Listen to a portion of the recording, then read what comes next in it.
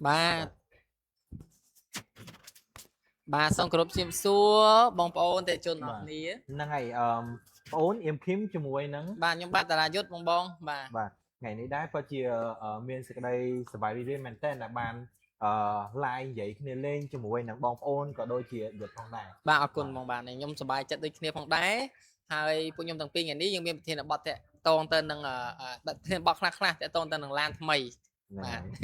để khang khói ní hơi bong ba hay có đôi chiaแต่ต้นต้นสมนัวจำเลยได้บองบองตั้งแต่สะสู้จีพอดมีแต่ต้นนั้นบีใบดีนะมองนะบ่า này ngày nay đấy miền sầm nua khạc khạc để chẳng đăng nhiều tà tay để xua tha ta bi vậy đi dương phần lần mau bị tê na còn phimอย่างไม่ได้hay chỉ muốn nông phim xong cháy khăngอย่างmấy hay đấy bàn dương miền chỉ muốn năng sang chỉ muốn năng hay phải để dân tới bà ok chẳng lầnนี้đấy nhom sông trôi chỉ muốn năng sầm nua ba làm bay ao bong bong ôn rương môi cỏ à thì chốn quạt ở chiếc căn này bà pì sầm nua bao nhiêu chẳng hết bà bong bà ok bà chẳng tim mũi nhom trăng đang tha miền nhiều chỉ chọn xua tha tao đi về đi dương ở lần đầu tiên nào ok bong bà để xa tại mấy ní đây bong ban đăng này để xa tại bị vậy đi khơi miên hồn chặt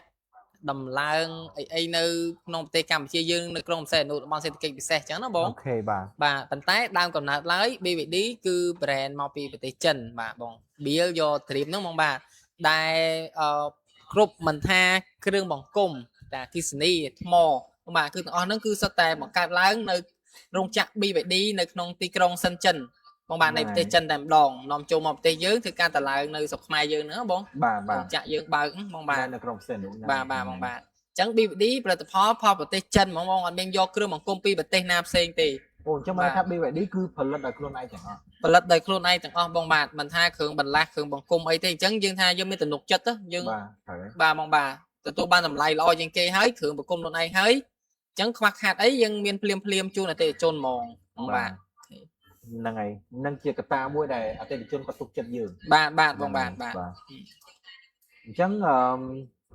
nhom sông châu sừng nô thì pí hai ấy bạn cua chơi rơi do đi vậy đi giường bà mong bà vậy tới bà sân chia ở quay đài bon giờ nhom trong hai bon để dân mưa khơi từ bon kia một phật món nắng cưจะต้องตนั่งจำนวนเนี่ยปราบ่าคนแต่เจ็ดได้ในขนมไทยจำเชียเยอะยังจีแต่ตามดองพลายก็บอกจังแต่เตียงอีกลายยังจับพลายละโหร้านบีบดีเป็นพลายมั้งนะบ่านั่งคุมได้บางเคยมาไอ้กี่เชิญยังกี่vậy đúng chắc sân là cung một đá bạn vì đi siêu file siêu ân file auto thu ev ấy cũng chọn mình thế bà mong bà như tới khẩu po mong bà nâng cả ta tim mùi miền đẹp pra tràn năm tới mong bà trang pi pom phải pram á bóng dương ở tổ chun thăm bà po thay dương cứ lụa bàn hộ đào tư chiêng buôn liên cường buôn tranh bảo bay bằng buôn liên cường mong bà cứ tràn mình tên ai bà sân đông một tê mai dương họ mà đo ngay khai ní bóng chỉ tới ở cam bị muốn cái thơ cam thi và cô dồn tim mà hơn chưa đọc nhiều bà tôi mà đo sọc mai ban và hai chiếc đẹp một năm đây dân sẽ mất tập ho ban cho đàn bà châu là một mượn kương là châu mà đo là ní một mượn kương chiên ấy bà mượn chiên ấy cho nên cả ta tìm cứ nẹp ra trả ấn ta tìm pi cứ bà trường ai này lụa từ lời để chôn thăm po mây nắng bà hay mình người ta chỉ tra tiết bỏng cứ tại tôi phải chia hobby phải đi dưỡng ở bong tụm nước trên cây bong mưa khơi ngầm tụm nước khang những kỳ bà hay dương chi tới xong chay prey bà sai dương miền bọc quan dương để cái hai ha bà bọn điểm ai vậy nó bạn bị âm system như đó bà hơi lán bạn phò bọc quan đang thấy cứ bạc bao tới ngập mong bà ngập hay cục lan đi đi đằng ó cứ sao tài miền bọc quan sở bà tập hiệp trà ấn mong bà hay tại tôi đằng ca thay tố bỏng lan trên tư tới bỏng đi ở tia hồ dân vậy bạch bay phèo mua lana thế dân tinh hái bông đây chia phèo con lỗi thật đô phỉ thật bọn nó bay khai và một khai là chất đấy mong bà làm đi vậy đi bông tinh lan mấy để tôi ban được ca thần địa từ nục chất thái mà mơn cái lỗ mai tôi con mà năm tôi dân đô phỉ mà đo hay mà đo ho thật chất rất là chứ nữa trong này tha làm dương nước đô mà đón chi ban mà mơn cái lỗ thời rồi ba bông bà mà đón mà mơn cái lỗ nhá nó hành xăm chay chuông ở tên chuông tiền ba bông bà xong chay từ lơ ca chùm nai từ lơ xăng hoặc quạt hai chùm nai từ lơ cam bên tận có tích tiết cả thái tom đô phình đôm đòn bạn ok chân chùm nói nó cứ lo men bông bà chứ miếng khục sập một bông này chập lòng một tinh bị đi cứ không hay bông bà sẽ mẹ chất đang là trâu mòn bà ok chân ចូលមកដល់ការសំចៃហ្នឹងហើយអញ្ចឹងខ្ញុំចង់ដឹងពីពេលវេលាដែលត្រូវសាក់ថ្មវិញ អូខេបងបាទនិយាយទៅពេលវេលាសាកថ្មគឺខុសគ្នាទៅតាមឡាននីមួយៗដោយសារយើងមានជួនកាលភេទអគ្គិសនីសុទ្ធ ហ្នឹងហើយ យើងសិតតែ7 kW ទាំងអស់ក្នុងសារ AC របស់គេ ត្រូវហើយ សាកនៅផ្ទះតែត្បិតតាចូល5ម៉ោង6ម៉ោង7ម៉ោងមែនប៉ុន្តែយើងដតពេលយប់គេងព្រឹកឡើងពេញហ្នឹងបងណា បាទហ្នឹងហើយត្រូវហើយបាទ តែបើសិនជាប្រញាប់ខ្លាំងទៅខេតបងស្ថានីយ៍ជុំវិញកន្លែងសាក់គួយយើងខ្ញុំទៅពិសេសមើលឲ្យ300កន្លែងជាង អូ សឹង ច្រើន តែជីកាត់ឃើញបងឲ្យយើងចាប់អារម្មណ៍មើលតិចជីកាត់ឃើញមក ហ្នឹង បាទហើយស្រួលប្រើទៀតអត់ដូចពីមុនទេហ្នឹងបាទអញ្ចឹងបើសិនជាគាត់ដូចថាប្រញាប់ទៅខេតអីចូលសាកមកដែរ20នាទី25នាទីពេញបើក្រោយនេះបង1នាទីយើងពី30ទៅ80ហ៎ អូពី30ទៅ80ទៅ18នាទី បាទ ហ្នឹង 18នាទីដាក់មកទៅពេញហ្នឹងមកជីកទៀត500គីឡូទៀត ហ្នឹងហើយត្រូវហើយបាទ អញ្ចឹងអូខេបងមានសំណួរអីបន្តទៀត ហ្នឹង ទេ ហើយអញ្ចឹងសំណួរមួយទៀតអញ្ចឹងសម្រាប់ការបើកបរសាកល្បងបាទ បាទ ឬមួយក៏ការបើកបរសាកម្ដងយើងជិះបានប្រហែលគីឡូ បាទបាទបងបាទ ហើយ និយាយ សម្ ទៅ រាប់រថយន្តអគ្គិសនី ឡាន BYD ទូចបំផុតស៊ីហ្គាយើងហ្នឹងយើងចាប់ដើមពី305គីឡូម៉ែត្រទេ 305 បាទបើដូច Denza យើងអីនេះបងបាទទំហំអាគុយវាធំ100គីឡូ ហ្នឹងហើយ 103គីឡូវ៉ាត់ហ្នឹង បាទ ជីបាន620គីឡូបាទរែងខ្លាំងច្រើនណាបងហើយជីគ្រប់រែងហ្មងអត់បាត់ទេឲ្យតែបងជីគេថាយើងបើកផ្សិនចាក់តាំងពីបេកាំយើងជន់ទេតាម90 100អញ្ចឹងណាបងបាទព្រោះឡានគីសនីតែជន់លើសពី140ដឹងតែស៊ីមិនថាម៉ាក់ណាបងបាទហ្នឹងហើយ បាទហ្នឹងហើយមិនថា model ណាក៏ដោយឲ្យតែជន់វាបខំរឿង បាទម៉ូទ័រលឿនបងបាទទៅចាក់ស្ដៃ ទួចហ្នឹងហើយ បាទ បាទអញ្ចឹងសម្រាប់មួយទៀតបងសម្រាប់ថ្ម BVD សមត្ថភាពដែរឬទេហ្នឹងហើយ បាទបងបាទឡៃនេះតកតនទៅនឹងថ្មអាគុយ BVD គឺហ៊ាននិយាយថាសុវត្ថិភាពជាងគេលេខ1ហ្មងសារ BVD ក្រុមហ៊ុនបកបកដំបងឡើងគឺជាក្រុមហ៊ុនផលិតអាគុយថ្មហ្នឹង supply ទៅក្រុមហ៊ុនធំសិតតែក្រុមហ៊ុន Panasonic បងបាទទិញក៏ទិញអាគុយទិញថ្មពី BVD ដែរ ហ្នឹងហើយ បាទបាទក្រុមហ៊ុនទូរស័ព្ទជាច្រើននៅប្រទេសចិនក៏គាត់ទិញ supply ពី BVD ដែរអាគុយហ្នឹងបាទហើយអាគុយ BVD គេធ្វើតេស្តចោះអាមជុលបង ហ្នឹងហើយ ទៅលោកគេហៅ nail penetration test ហ្នឹង បាទ ចោះធ្លុះហើយអាគុយផ្សេងដាក់ចោះប៊ុបខ្ទុំបឹងហ្មង ហ្នឹងហើយ ហើយផ្សេងអញ្ចឹងបាទនោះចោះទៅសកម្មភាពធម្មតា30អង្សាជាងអត់ក្តៅអត់អីទេអញ្ចឹងមិនន័យថាវាមានភាព ការពារ បាទសុវត្ថិភាពខ្ពស់ហ្មងបាទ ultra safety បាទ ហ្នឹងហើយត្រូវហើយ អូខេ ខ្ញុំ បង តែងតែលើថា BYD ពេលដែលមានយកមកជុលទៅចាក់ឬមួយក៏ប៉ះទង្គិចអីមួយគឺវាអត់បញ្ហា បាទបងបាទមានបញ្ហាពុកទេមកបាទត្រូវ អ ហើយ ញ្ចឹងមួយទៀតបងសម្រាប់ការថែទាំវិញតើ BYD ពិបាកថែទាំអត់ សម្រាប់សំណួរនេះគឺអត់ទេបងគឺស្រួលហ្មងបងបាទអត់ពិបាកទេបងបាទត្រូវការអីយើងមើលតែទឹកស្អំអាគុយព្រៀងឲ្យធម្មតាទៅបងបាទហ្នឹងហើយយើងមើលតែកម្រិតវានេះទៅគឺអូខេឥឡូវខ្ញុំសួរបែបម្ដងបែសួរខ្ញុំរហូតអី អូខេតោះ ហ្នឹងហើយឥឡូវកុំព្យូទ័រខ្ញុំអស់ថ្មទូរស័ព្ទខ្ញុំអស់ថ្មឥឡូវខ្ញុំសាកថ្មនេះយើងប្រើប្រព័ន្ធនេះគេនឹងបងប្រុស អូ នេះខ្សែ នេះឡានខាងក្រោយយើងហ្នឹង បាទ ជាប្រភេទឡានអគ្គិសនីលាសាំងក៏បាន EV ក៏បានដែរ បាទ សម្រាប់ឡានមួយគឺយើងមាន V2L ដើម្បីទាញភ្លើងយកមកប្រើប្រាស់ខាងក្រៅ អូ អញ្ចឹងទោះបីផ្ទះដាច់ភ្លើងឬមួយក៏យើងទៅតំបន់ឆ្ងាយគឺយើងអាចប្រើភ្លើងចេញពីឡានយកមកប្រើប្រាស់ខាងក្រៅបានទៀតបង អូអស្ចារ្យមែនតើបង ហើយភ្លើងដែលចេញមកគឺបើសិនជាភ្លើងពីយើង220ទៅអត់ បាទ ភ្លើងចេញមកស្មើនឹងភ្លើងរត់របស់យើងហើយបាទអញ្ចឹងយើងអាចសាក់ថ្មដាក់កង្ហាល់ឬមួយក៏ដាំបាយធ្វើអីក៏បានដែរគឺយើងធ្វើការបានទាំងអស់តួយ៉ាងដូចឥឡូវហ្នឹងអញ្ចឹង បាទ គឺយើងកំពុងតែប្រើការជាមួយនឹងការ live របស់យើងផ្ទាល់តែម្ដងនេះបាទ អូលើកឲ្យបងក្នុងកាមេរ៉ា ហ្នឹងហើយអញ្ចឹងយើងទាញចេញពីឡានយើងខាងក្រោយហ្នឹងតែម្ដង Silan 5 EV យើងហ្នឹង វ៉ាវលយមែនតើបងសំបីបងកាមេរ៉ាមែនគាត់ថាលយទេខាងនោះបាទកុំព្យូទ័រគាត់ពុំពុំ ដៃហ្នឹង បងមកគួយពីឡានសៀនបាយ EV ទៅឯងបាទអូខេគេលយមែនតើបងអូខេអញ្ចឹងនិយាយទៅប្រព័ន្ធ VTL ហ្នឹងខ្ញុំសូមបន្ថែមទៀតបងណា បាទបាទ ដូចនៅប្រទេសណាដែលគាត់មានបញ្ហាគ្រោះធម្មជាតិទៅភ្លើងរត់ដាច់ខ្ទេច ត្រូវហើយ បាទ ហ្នឹងហើយ និយាយទៅយើងមិនប្រើសម្រាប់តាសវាយបោះតង់ដើរលេងមួយណា បាទ នៅក្នុងគ្រាមានអាសន្នក៏យើងអាចយកប្រព័ន្ធ VTL មកជួយបានដែរបាទ ហ្នឹងហើយបាទ ទៅលយមែនតើខ្ញុំមានឡាននេះមួយស្រួលហ្នឹងខ្ញុំចូលគេក្នុងឡានក៏បានដែរ អីស្រួលទាំងអីហ្នឹងហ្នឹងហើយ បាទ ដាក់ បាទ ដេកឬមួយក៏ត្រូវការធ្វើអីដាក់អីគឺអូខេមកចាស់ បាទបាទអូអស្ចារ្យ ហ្នឹងហើយ បាទ នេះសម្រាប់ B2L អ អ ញ្ចឹងបងជ្រើសរើស BYD អត់ខុសបំណងទេ បាទបាទបងបាទអញ្ចឹងបងមានសំណួរអីបន្ថែមដូចជាបងអតិថិជននៅក្នុងនោះមកបាទគាត់អាច មានសំណួរអីក៏អាចសាកសួរនៅក្នុងឆាតបានណាបងណាបាទយើងព្យាយាមឆ្លើយតបជូនទៅបងទាំងអស់បាទហើយជាពិសេសចង់ទិញឡានក៏ឆ្លើយតបបានភ្លាមៗបងក្រុមការងារខ្ញុំចាំ reply page chat តាន់ពេលវេលាតែម្ដងបងសួរសំណួរអីក៏ខាងក្រុមការងារចាំឆ្លើយដែរបាទចង់ឲ្យបងចូល10000នេះមានភាពសบายរីករាយបងយើងបែបនេះហ៎បងនិយាយទៅឆ្លើយសំណួរទូទៅចង់ឲ្យបងមានការឆ្លើយឆ្លងមួយខាងខ្ញុំដែរកុំឲ្យបងចូលមើលឲ្យអត់ហ៊ាននិយាយអីចឹងខាងខ្ញុំក៏អត់តន់ដឹងថាមានអីគួរឆ្លើយទៅវិញដែរមានចម្ងល់អីដូចឥឡូវនេះអញ្ចឹងចម្ងល់ដែលបងតែងតែសួរបាទមានប្រហែលខ្ញុំនឹងយកមកបកស្រាយនៅក្នុងនេះបាទតែបងមានចម្ងល់ផ្សេងទៀតដែលត្រូវការចង់ដឹងបងអាចឆាតឬមួយក៏ comment ចូលបានដូចគ្នាឬមួយក៏បងត្រូវការជាមួយនឹងរថយន្តក៏បងអាចនឹងតម្លាក់ចូលទៅក្នុងเพลงហ្នឹងក៏បានដែរអូខេបងត្រូវហើយបងបាទហើយសម្រាប់ការ live ហ្នឹងបងបើសិនជាបងចង់ដឹងពីព័ត៌មានអីអាចឆាតចូល page ទៅបាទបងបាទឆាតចូល page ក៏បានដែរអូខេអញ្ចឹងឥឡូវដោយសារយើងដឹងសំណួរខ្លះៗតាក់ទង BVD ឯងតែឥឡូវខ្ញុំសួរសំណួរបងមួយទៀតអូខេបើថ្ងៃអាទិត្យអញ្ចឹងនេះខ្ញុំចង់ចេញទៅធ្វើការពេលយប់ខ្ញុំអាចមកមើលឡានបានអត់សុំតេស្តបានអត់បងបាន BVD OKD អញ្ចឹងបើសិនជា BVD OKD បើសិនជាបងរវល់ធ្វើការនៅពេលព្រឹកឬមួយក៏ពេលថ្ងៃ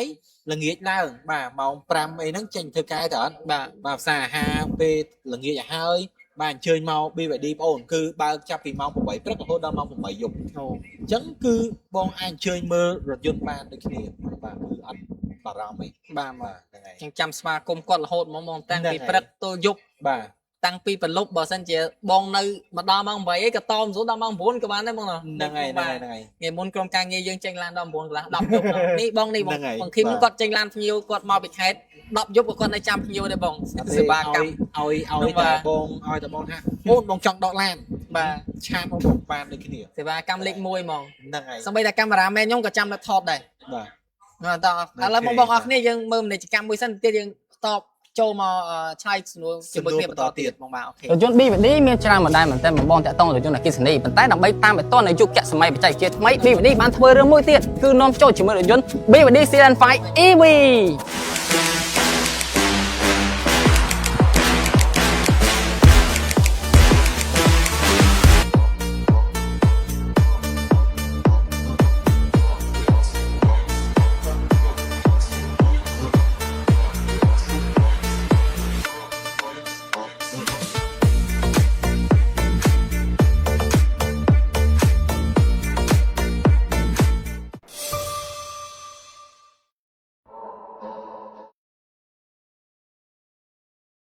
ឡៃគេតែម្ដងបំពាក់ពីម្ខាងមកម្ខាងពាត់ជុំវិញរថយន្តហើយមានកន្លែងកណ្ដាលទៀតបងបាទហើយអំពូលគុយរបស់គេគឺមាន4គ្រាប់ភ្លឺច្បាស់ល្អអាចសេរីកម្ពស់បាទឡើងចុះទៀតខ្ពស់បានទៀតបងបាទហើយនៅកន្លែងនេះវិញគឺគេធ្វើជាលក្ខណៈ Airvan style បងបាទមើលទៅពណ៌ខ្មៅ glossy black ឲ្យរថយន្តយើងកើនស្ពណ៌បន្តិចទៀតផ្នែកខាងមុខបំពាក់ជាមួយនឹង sensor 6គ្រាប់ហើយកន្លែងនេះគេហៅថា millimeter wave radar ដែលឲ្យចាប់សញ្ញាបាទឲ្យវា follow ទៅតាមឡានមុខដែលមកប្រើប្រាស់ជាមួយនឹងប្រព័ន្ធ adaptive cruise control ក៏ដូចជា intelligent cruise control របស់យើងតែម្ដងឥឡូវយើងចូលមកដល់ផ្នែកខាងក្រោយតែម្ដងបងបាទចាប់អារម្មណ៍ហ្នឹងគឺជាមួយនឹងរំលក់ទឹកដូចគ្នាផងដែរបាទអានេះគឺតែសិតតែជា signature ដែលយើងដាក់នៅលើ Sealand 7 Sealand 6ឥឡូវ Sealand 5 EV ក៏មានដាក់មកដែរបងបាទភ្លើងគេគឺកាត់តឹងឡានដាច់ដូចគ្នាហើយបើមើលមកលើដំបូលវិញ roof rail នេះបងបាទគឺបំពាក់ជាមួយនឹង double style គេធ្វើជាកាង2តែម្ដងបង្កើនបាទការចាក់នៃខ្យល់យើងជិះបានកាន់តែលឿនសំទុះកាន់តែល្អជាងមុនទៀតហើយ BVD logo នៅកន្លែងនេះបងពេលដែលយើងចន់ប្រាំងដាក់ភ្លើងភ្លឺទៅគឺវាមាន illuminate ភ្លឺពណ៌ក្រហមចេញមកទៀតកាន់តែកលិប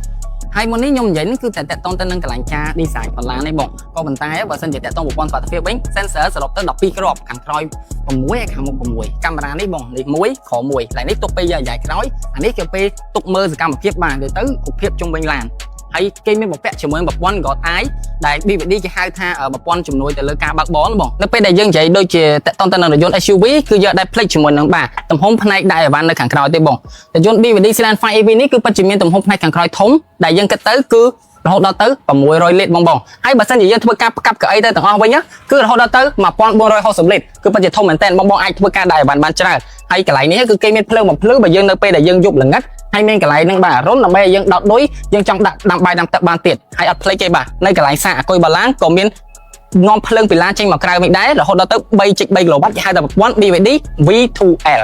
បងឥឡូវយើងខាងក្រៅមកជុំឡានយើងបានចប់ហើយឥឡូវចូលដល់ space ខាងក្នុងម្ដងបាទបង ទី1ចាប់ផ្ដើមជាមួយនឹងគ្រឿងដែលយើងប្រើប្រាស់ដើម្បីដាក់នៅក្នុងរថយន្តបាទគ្រឿងផលិតយន្តគឺសិតតែជាប្រភេទ soft touch ប្រភេទតុនទាំងអស់អញ្ចឹងប៉ះទៅអត់មានអារម្មណ៍ថាជាប្រភេទជ័រ plastic ទេសូម្បីតែកន្លែង center console នេះក៏ដោយបងបាទក៏មានជាប្រភេទជ័រតុនទាំងអស់ដែរពេលដាក់ត្រដៃដាក់អីស្រួលបាទកន្លែងដៃចង្កូតវិញគឺងាយស្រួលក្នុងការកាន់មែនទែន design ជារាងអក្សរ D គឺដូចប្រភេទ last spot ងាយស្រួលបត់បែននៅកន្លែងនេះគេមានបាទកុំតាក់នីមួយៗប្រអប់លេខកន្លែងនេះក៏ smooth ស្រួលកាច់ទៅមកដាក់អាយ៉ែដាក់អីចុច pay អី key អីគឺបានព្រាមតែម្ដងនៅខាងមុខនេះអេក្រង់បំពាក់ជាមួយនឹង instrument cluster 8.8 inch បង្ហាញព័ត៌មានបើកបោះច្រើនមែនទែនទាំងមនុស្សដើរទាំងកន្លងផ្លូវទាំងអីក្នុងទាំងអស់ដូចបងឃើញក្នុងវីដេអូអញ្ចឹងតមកនេះទៀតគឺជាមួយនឹងអេក្រង់សំសានទំហំ 12.8 inch បងបាទគឺនៅក្នុងនេះយើងអាចដូរជាមួយ wallpaper មើលម៉ូដផ្សេងៗបានហើយដើរ smooth លឿនមែនទែនយើងអាចដាក់ជាមួយនឹងកម្មវិធី YouTube មើលវីដេអូ Google Maps Gpay WeChat TikTok មកសេរីតែម្ដងទូរស័ព្ទបងមានអីនៅក្នុងនេះមានកម្មវិធីនឹងដែរ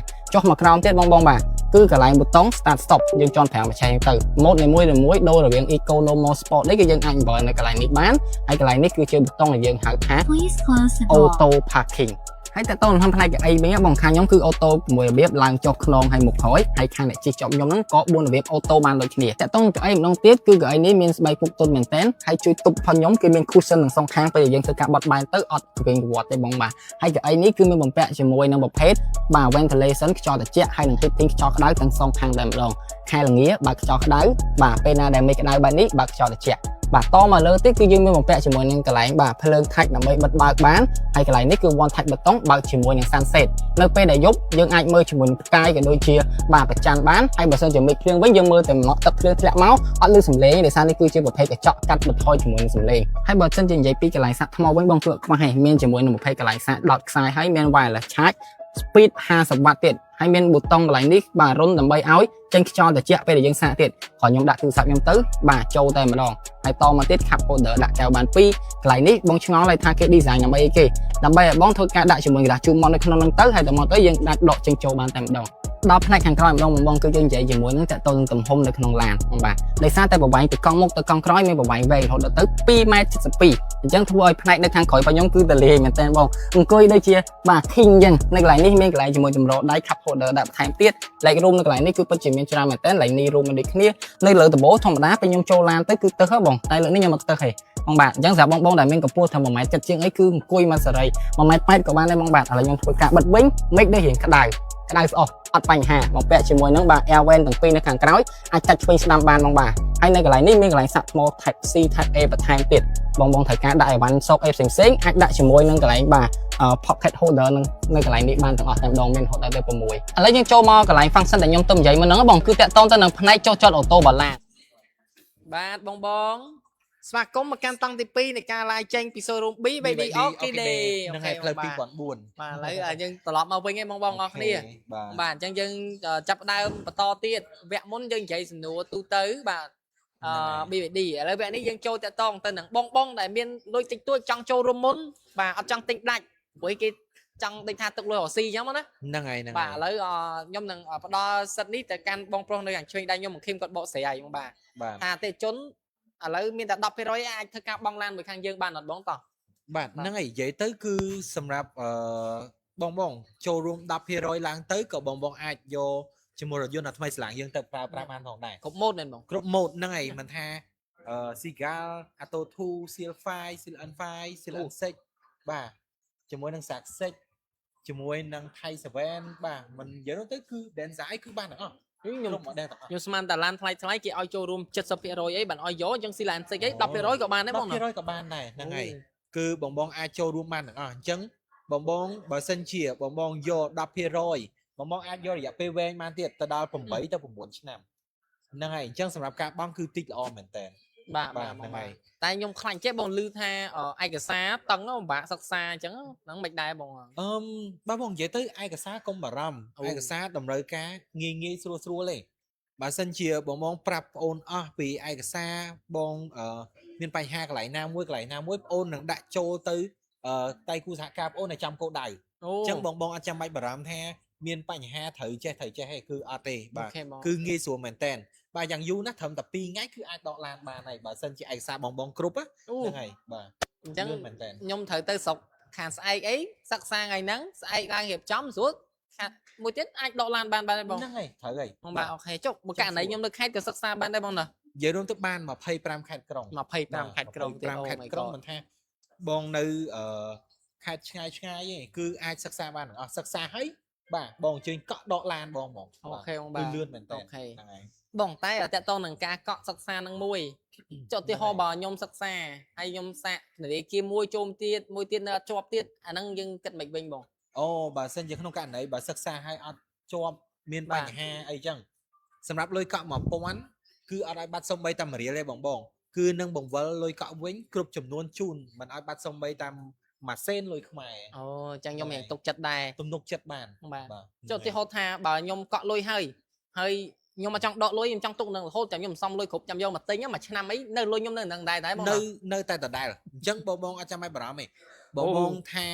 សិក្សាឲ្យអត់ជាប់ឥឡូវហ្នឹងខ្ជិលដកលុយកក់ចេញញ៉ៃទុកនៅហ្នឹងមួយឆ្នាំក្រោយមកក៏បងអាចជើញដកឡានបាន បាទបងបាទអូខេបងអូឡើយនេះលុយមែនតែនបងខ្ញុំពេញចិត្តហ្មង ហ្នឹងហើយ បងបាទអូខេ ហ្នឹងហើយដែលអតិថិជនគាត់ជឿជាក់ជាមួយនឹង BYD បាទបងបាទអូខេ គឺថាមិនគឺចិត្ត អញ្ចឹងបងដែលកំពុងតែទស្សនាបងចង់ធ្វើការបាទដាក់ឡូនសិក្សាយករថយន្តផ្ទាល់បងបាទចូលរួមកក់មុនតែតិចតួចទេបងបាទនិយាយទៅសម្រាប់ឡានក្រៅពី model ថ្មីនេះកក់1000ដូចប្រភេទនេះអាចកក់$200បានបងបាទអាចធ្វើការសិក្សាបាន បាទ មិនថាបងនៅដល់មានជ័យបងនៅបន្ទាយមានជ័យបាត់ដំបងបាទមករកផាពួកខ្ញុំបាទ BBD អូគេដេបាន BBD អូគេដេបាន បាទអូខេអញ្ចឹងបងតកតងនឹងកាំងឡូនហ្នឹងមួយហើយអញ្ចឹងខ្ញុំសុំសួរបងទៀតដូចថាបើសិនជាគាត់ខ្ញុំមិនធ្វើការខ្ញុំរកស៊ីហើយខ្ញុំមានចំណូលបានមិនបើកលុយតាមជាលក្ខណៈកងធនាគារអញ្ចឹងអាហ្នឹងក៏ខ្ញុំសិក្សាបានដែរមែន សិក្សាបានដូចគ្នា អញ្ចឹង ទៅគឺបត់បែនគ្រប់ជាមួយស្ថានភាពទាំងអស់ បាទ អញ្ចឹងបងអតិថិជនកុំបារម្ភរឿងថាបើមិនធ្វើការឬមួយក៏ត្រូវរកស៊ីត្រូវពិបាករឿងចំណូលចំណាយអីហ្នឹងគឺខាងធនាគារឬមួយក៏ដៃគូសហការគាត់ចាប់ផ្ដើមរៀបចំជូនបងទាំងអស់ អូខេបានហើយនិយាយទៅគាត់ព្យាយាមសម្រួលឯកសារឲ្យដែរបង បាទសម្រួល ខ្ញុំរកតែអញ្ចឹងបងនេះមិនស្រួលដាក់លុនឯងមួយឡើយ ហ្នឹងហើយនិយាយទៅងាយមែនតើ បាទអូខេបងអូខេអញ្ចឹងសម្រាប់មកដែលពេញនិយមជាងគេហ្នឹងគឺថាបើសិនជាឥឡូវខ្ញុំដូចចង់ដាក់7ឆ្នាំ8ឆ្នាំអីក៏បងបានដែរបងណា បាន អញ្ចឹងបើសិនជាចេះបើសិនជាយុទ្ធចង់បានជាមួយនឹង7ទៅ8ឆ្នាំ បាទ បើសិនជាយុទ្ធដាក់ឲ្យវែងប៉ុន្តែយុទ្ធត្រឹមតែ2ឆ្នាំយុទ្ធក៏អាចផ្ដាច់បានដែរ អូ ដែលអត់មានកិត្តការប្រាក់បូករួមជាមួយណា បាទ បាទត្រឹម2ឆ្នាំគឺ2ឆ្នាំដាច់យកហ្មង បាទ អញ្ចឹងបងអត់ចាំបាច់បារម្ភថាបើសិនជាត្រូវការផ្ដាច់ត្រូវការអីចឹងគឺមានការផាកពិន័យអីគឺអត់ទេបើសិនជាក្រោម2ឆ្នាំមានការផាកពិន័យ 3% ចឹងទៅ អូ ប៉ុន្តែបើលើ2ឆ្នាំហើយគឺបងអត់មានការផាកពិន័យទាំងអស់ អូ គឺ ខេ ផ្ដាច់បានសេរី បាទអញ្ចឹង ហ្នឹងហើយ លយមែនតើអញ្ចឹងដូចថាបងដាក់បងមលួយូររយៈពេលវែងហើយយើងបងឲ្យទៅគាត់ដូចថាខាងស្ថាប័នត្រឹម2ឆ្នាំមានអីបងពេលបងសំលុយគ្រប់មកមុំ2ឆ្នាំហ្នឹងយកមកភ័យអស់ម្ល៉េះហើយបាទហ្នឹងហើយបានឡានថ្មីហើយអស់លុយតិចទៀតនិយាយទៅអើយខ្ញុំពេញចិត្តហ្មងបាទតែតោះសេវាអីផ្សេងខាងក្រុមហ៊ុនបាទក៏ដូចជាខាងដៃគូសហការខ្ញុំក៏គិតច្រើនដែរបងបាទអត់មានដូចអស់រាប់ពាន់ដូចគេនិយាយទេខាងខ្ញុំគឺអស់តិចមែនតើបាទទៅដល់សេវាមុនយកឡានហ្នឹងអញ្ចឹងបងខ្ញុំសុំសួរបងតិចទៀតតើបើសិនជាខ្ញុំចង់បើកបោះសាកបងអីខ្ញុំត្រូវណាត់មុនឬក៏ខ្ញុំមកដល់ភ្លាមជីកភ្លាមបានបងបាទ អូសម្រាប់ការបើកបោះសាកល្បងអញ្ចឹងបើសិនជាមានភ្ញៀវមកយុទ្ធគឺអត់ចាំបាច់រងចាំយូរទេតម្រូវការគឺមកភ្លាមគឺអាចនឹងបើកបោះសាកល្បងបានភ្លាមបាទបងបាទ ក្រុម model ដែលមានការបើកបោះសាកល្បងតាំងបង្ហាញនៅក្នុង showroom យើងតែម្ដង អូខេបងបាទអូខេ ហើយសម្រាប់ការបើកបោះសាកល្បងហ្នឹងដែរបើសិនជាបងអញ្ជើញណាត់ជាមួយនឹង sale មកក៏បានបងអញ្ជើញមកដល់ផ្ទាល់ក៏បាន បាទ គឺ sale យើងគឺនឹងទទួលស្វាគមន៍ទាំងអស់ បាទ គឺគាត់រស់រាយមែនតើនិយាយទៅ អូខេបងបាទអូខេ ហ្នឹងហើយ អញ្ចឹង ហើយសម្រាប់ការបើកបោះសាកល្បងយើងអត់មានកាត់ថ្លៃទេយើងគ្រាន់តែសុំជាមួយនឹងតាបានបើកបោមួយគឺអូខេហើយ បាទ អញ្ចឹងគឺងាយស្រួលមែនតើ អូខេបងបាទអញ្ចឹងឡូវឯងបងណានិយាយទៅពេលបងចេញមកបើកបោះសាកល្បងគឺលើសពីការបើកបោះសាកល្បងបងបានមើលឡានដូចជំនួយមួយពួកខ្ញុំហើយក្នុងការងារហើយញ៉ាំកាហ្វេជាក់បានទៀត ហ្នឹងហើយមាន បាទទឹកក្រូចនំ ទឹកក្រូច បាទមានមួយសេតហ្មងអញ្ចឹងបងដោយសារតែខ្ញុំចង់សួរសំណួរបងតិចតួចទៀត បាទ គេថាឡានយើងកំពុងល្បីបងដែលគាត់ចាប់អារម្មណ៍ឡាន option ខ្លាំង អូខេហ្នឹង បាទអាហ្នឹងម៉ូតអីអ្វីដែរបងដែលយើងទៅចេញណាបងអូ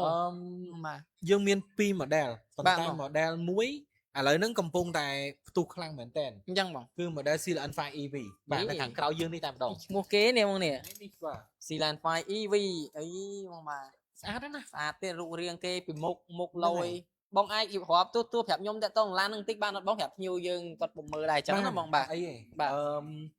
និយាយទៅសម្រាប់ Seal N5 EV នេះហ៎ បើជំរាប គឺ គាត់មើលឃើញច្បាស់ផងឡា តា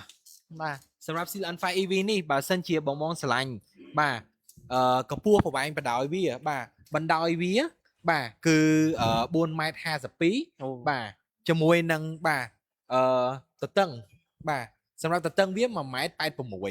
អូទទឹងធំ ហ្នឹងហើយធំអហើយនឹងបាទកម្ពស់បាទ1.63 ម៉ែត្រគឺខ្ពស់ល្អមែនតើ អូខេ ហ្នឹងហើយហើយកម្រិតកង់មុខទៅកង់ក្រោយត្រឹមតែ2.72 ម៉ែត្រឯង អូវ៉ាវ វាធំល្មមមកយើងអង្គុយស្រួលណាបង បាទបងបាទ ហើយនឹងទម្ងន់វាគឺ2235 អូនិយាយទៅឡានទូតែជីទម្ងន់ធ្ងន់អញ្ចឹងវានឹង ហ្នឹងហើយហ្នឹង បាទបាទបាទ ហ្នឹងហើយសាកម្ដងយើងជិះបានទៅដល់520គីឡូទៀត វ៉ាវវ៉ាវវ៉ាវលយមែនតើបងអញ្ចឹងនិយាយទៅឡាននេះសឹងតែមានគ្រប់សពអស់ហើយបងទំហំក៏ធំបាទទម្ងន់ក៏អែម បាទ រែងក៏ខ្ពស់ បាទ បងនៅខ្មាស់អីគេទៀតបងខមមិនមួយមក មើលបងជួយខមមិនមួយមើលថាចង់បានអីគេខ្លះនៅក្នុង Seal N5 EV ហ្នឹង បងបាទចង់បានថែម option អីប្រាប់មកបងបាទមើល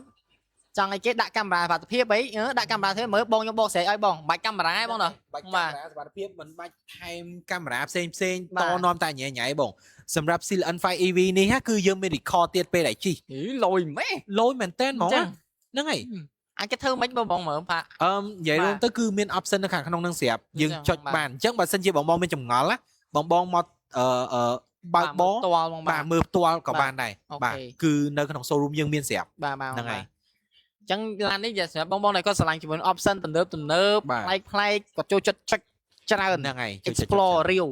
បាទ BYD CN5 EV នេះបងគឺមួយ set តែម្ដងបងបាទគាត់ថាកាមេរ៉ាគេមិនគ្រាប់បងជុំវិញឡាន កាមេរ៉ាទៅដល់12គ្រាប់ ចុះ sensor វិញ sensor 12គ្រាប់ 12 12អញ្ចឹងជីបិទភ្នែកក៏បានដែរ ហ្នឹងហើយនិយាយរួមទៅពេលដែលចិត្តប៉ះអ្វីមួយក៏វានឹង alert ឲ្យយើងដឹងដែរ បាទបង ហ្នឹងហើយហើយអានេះមួយទៀតណា បាទ ភ្ញៀវតែងតែនិយាយថាចេះអូនបើសិនជាបងចង់តកាមេរ៉ាហើយបងចង់ចាប់ជាប់អគុយដើម្បីឲ្យវាដំណើរការជុំវិញឡានពេលដែលបងទុកចោលក៏វាសារថាថតឲ្យយើងអូតូអញ្ចឹងបានចូលសកម្មភាពហ្នឹងបងបាទ បងអត់ចាំបាច់បារម្ភទេជាមួយនឹង Seal N5 EV នេះមួយគឺពេលដែលបងចុច lock sound គឺវាមានកាមេរ៉ា record ជុំវិញឡានឲ្យបងទៀត លយម៉េះ ខ្លាំងមែនតើហ្មងនិយាយទៅ ខ្ញុំលឺថាហ្នឹងបើសិនជាពេលដែលមានមនុស្សមកចិត្តឬមានអីមកចិត្តវាចាប់ដើមថតវាអត់ចេះថតដោយពេញ memory ចោលណាមកវាឆ្លាតមែនតើវាចាប់ហ្នឹងមកបាទត្រូវអញ្ចឹងអូខេបងឃើញហើយបងអញ្ចឹងសម្រាប់ model នេះទៀតដោយសារយើងនិយាយ option ខ្លះឲ្យបងកក់មុនតែ$200ក៏អាចសិក្សាបានដែរឡានដូចជាមកដល់ពាក់កណ្ដាលខែកក្កដាបាទអញ្ចឹងគាត់សិក្សាពីឥឡូវដើរទៅមុំឡានមកដល់បានជីមុនគេបងបាទបងតើឥឡូវយើងបកស្រាយជាមួយនឹងពណ៌នៅខាងក្នុងហើយខាងក្រៅនេះយកមកលក់បងដឹងហើយមានប៉ុន្មានពណ៌នៅពណ៌ខាងក្នុងពណ៌អីបងណាហ្នឹងហើយយើងមានពីរពណ៌ឥឡូវយកជួយនេះតិចទៅ អូខេបងអញ្ចឹងសម្រាប់ពណ៌របស់ BYD CN5 EV របស់យើងនេះគឺយើងយកមកលក់ពីរពណ៌ខាងក្រៅគឺយើងមានជាមួយនឹងពណ៌ប្រផេះមួយហើយនឹងមួយទៀតគឺពណ៌សតែបែករាងកាកអំពៅអញ្ចឹងបងតែស្អាតមិនមើលចេញមកស្អាតទេខ្ញុំធានាមើលខាងខ្ញុំដាក់រូបឲ្យបងមើលទៀតហើយខាងក្នុងវិញគឺពណ៌ខ្មៅមានបងជាច្រើនដែលគាត់ request ជាមួយនឹង interior ផ្នែកខាងក្នុងពណ៌ខ្មៅហ៎បងដោយសារ Silan 7ពណ៌ខ្មៅមួយទៅទំនើបតែ sport car អញ្ចឹងទៅហ្នឹងហើយគឺស្អាតមែនតើតែ model នេះក៏អត់ចាញ់ប្រហែលដែរបាទហ្នឹងហើយអូអញ្ចឹងនេះខាងក្នុងពណ៌ខ្មៅដាក់មកកលិបស៊ីគ្នាហ្មង ហ្នឹងហើយ បងមានកូនទូកូនក្មេងអីចង់ជន់ហ៎បងអូនលោតលេងពេញឡានមកស្ដីបងបាទគឺនៅតែស្អាតគឺនៅតែអែមហ្នឹងបាទអូខេអញ្ចឹងចុះអានេះសម្រាប់និយាយរួមទៅបើសិនជាភ្ញៀវគាត់ចង់ដឹងពីតម្លៃបាទ Seal N5 EV ហ្នឹងបាទ ឥឡូវហ្នឹងតម្លៃយ៉ាងម៉េចដែរព្រោះយើងការបន្លាញកក់យើងត្រឹមតែ$200ទេត្រូវ$200បងបាទអូ សម្រាប់តម្លៃ អូខេបងអញ្ចឹងបើយើងនិយាយទៅលើតម្លៃខ្ញុំចង់ប្រាប់បងថាកក់$200ហ្នឹងគឺកក់ដើម្បីអ្វីអញ្ចឹងសិនចុះបងបាទកក់ខ្យល់មែនទេបងបាទកក់$200ហ្នឹងគឺកក់ដើម្បីឲ្យបងត្រៀមយកបាទនិយាយថាស្តុករថយន្តរបស់យើងមិនមែនស្ទាមយកលេខរៀងអត់តដល់វគ្គលេខរៀងទេបងស្ទាមយកស្តុករថយន្តគឺថាពេលបងកក់$200អញ្ចឹងបងនឹងមានសិទ្ធនៅពេលដែលបងបានឃើញតម្លៃច្បាស់បងបានឃើញរូបរាងឡានដែលយើងយកមកច្បាស់បងបាទបានមានឡានតេស្តតម្លៃអីហើយបងពេញចិត្តអូខេបង convert បដូរទៅជា formal booking airtime $800ទៀតឲ្យគ្រប់1000បាទពេលហ្នឹងនឹងបងបានលេខរៀងមុនគេហ្មងបងកក់អា$200បានមុនគេហើយបង convert បានមុនគេ$800ទៀតបងបានឡានមុនគេហ្មងលេខរៀងឈ្មោះបងបាទដល់អានជីលឿនហ្មងបងបាទអញ្ចឹងពាក់តទៅនឹង$200ហ្នឹងគឺអត់មាន requirement ត្រូវការ ដូចថាបងសិក្សា3ធនាគារហើយបានអាចដកវិញបានទេតាបងឡានមកចាក់ស្ដេចដឹងតម្លៃចាក់ស្ដេចបានតែតម្លៃមើលឃើញហើយអត់ពេញចិត្តអត់បញ្ហាដកវិញបានបងបាទហើយក៏មិនចង់ឲ្យបងកក់នេះដើម្បីតែដកដែរគឺចង់ឲ្យបងកក់ហ្នឹងពេលដែលបងបានមើលឡានផ្ទាល់ហើយពេញចិត្តហើយថាអូអញ្ចឹងមែនលុយ200នេះកក់ស្ដាយទេថែមលុយយកបាទឡានហ្នឹងយកទៅជិះហ្មងអូខេបងបាទអញ្ចឹងនិយាយទៅបើសិនជាបងគិតថាសម្រាប់ការកក់ហ្នឹងបាទបងពេលដែលឃើញឡានហើយអត់ពេញចិត្តអីប៉ុន្តែខ្ញុំគិតថាมันងាយទេมันងាយសម្រាប់ BYD មួយគឺมันងាយថាឃើញឡានហើយអត់ពេញចិត្តទេបាទដឹងតែឃើញឡានហើយដឹងតែបងចាប់ផ្ដើមប្រកប800ទៀតហើយហើយបងមួយស្អាតមែនតើណាបើខ្ញុំវិញខ្ញុំឃើញកាមេរ៉ាមកជុំឡានបាទជាមួយនឹង wireless charge មានអីច្រើនណាខាងក្នុងហ្នឹងបាទបងបាទអញ្ចឹងបងចង់ដឹងកាន់តែច្បាស់បងមកដល់ BYD showroom យើងបាននៅផ្លូវ2004ទូមុខសាលាណាត់ព្រីតហ្នឹងហ្មងបាទសូហោមែនតើទីតាំងរបស់ពួកខ្ញុំហ្នឹងហើយ Google Map នៅខាងលើក្នុង caption បំឡាយបាទអូខេហើយបើសិនជាតម្រូវការជាមួយនឹង sale 2នាក់ខ្ញុំក៏បានដែរបានមាននៅ link នៅខាងលើដូចគ្នាមានបងស្រីម្នាក់គាត់និយាយថាខ្វះឡានអត់ stock អីទេបងនេះអានេះអត់ stock មែនដោយសារតែកំពុងឡើងកប៉ាល់ដោយសារកប៉ាល់ពីចិនមកខ្មែរបងមួយខែកន្លះហើយឡាននេះគេដាក់មកបងតាំងពីបាទចុងខែ5ដើមខែ6អញ្ចឹងគេ expectation នៃការដឹកតាមកប៉ាល់គេហ្នឹងខ្ទង់មួយខែកន្លះហ្នឹងអញ្ចឹងมันមកដល់ប្រហែលពាក់កណ្ដាលខែកក្កដាហ្នឹងបងអញ្ចឹងមកដល់បងគឺសឹងតែចេញពីកប៉ាល់មកចូលកយឃ្លៀបពុនចប់ឲ្យអស់ហើយ delivery ឯបងតែឈប់គេធ្វើការ check maintenance មួយ set ឲ្យឡានបងស្អាតសិនទៅគេបាទយើងធ្វើការប្រកួតជូនភ្ញៀវធ្វើការប្រកួតជូនភ្ញៀវទៅមិនមែនថាចេញមកមានកូនមួយកប៉ិតអីឲ្យភ្ញៀវណាបងខាងពួកខ្ញុំសើមានក្រុមការងារចុះឆែកឡានដល់ទីតាំងហើយបានដឹកឡាននឹងយកមកមើលហើយមានពួកខ្ញុំនៅមើលទៀតហើយលាងមកស្អាតហើយបានវាយចេញឲ្យភ្ញៀវហ្នឹងហើយបាទមិ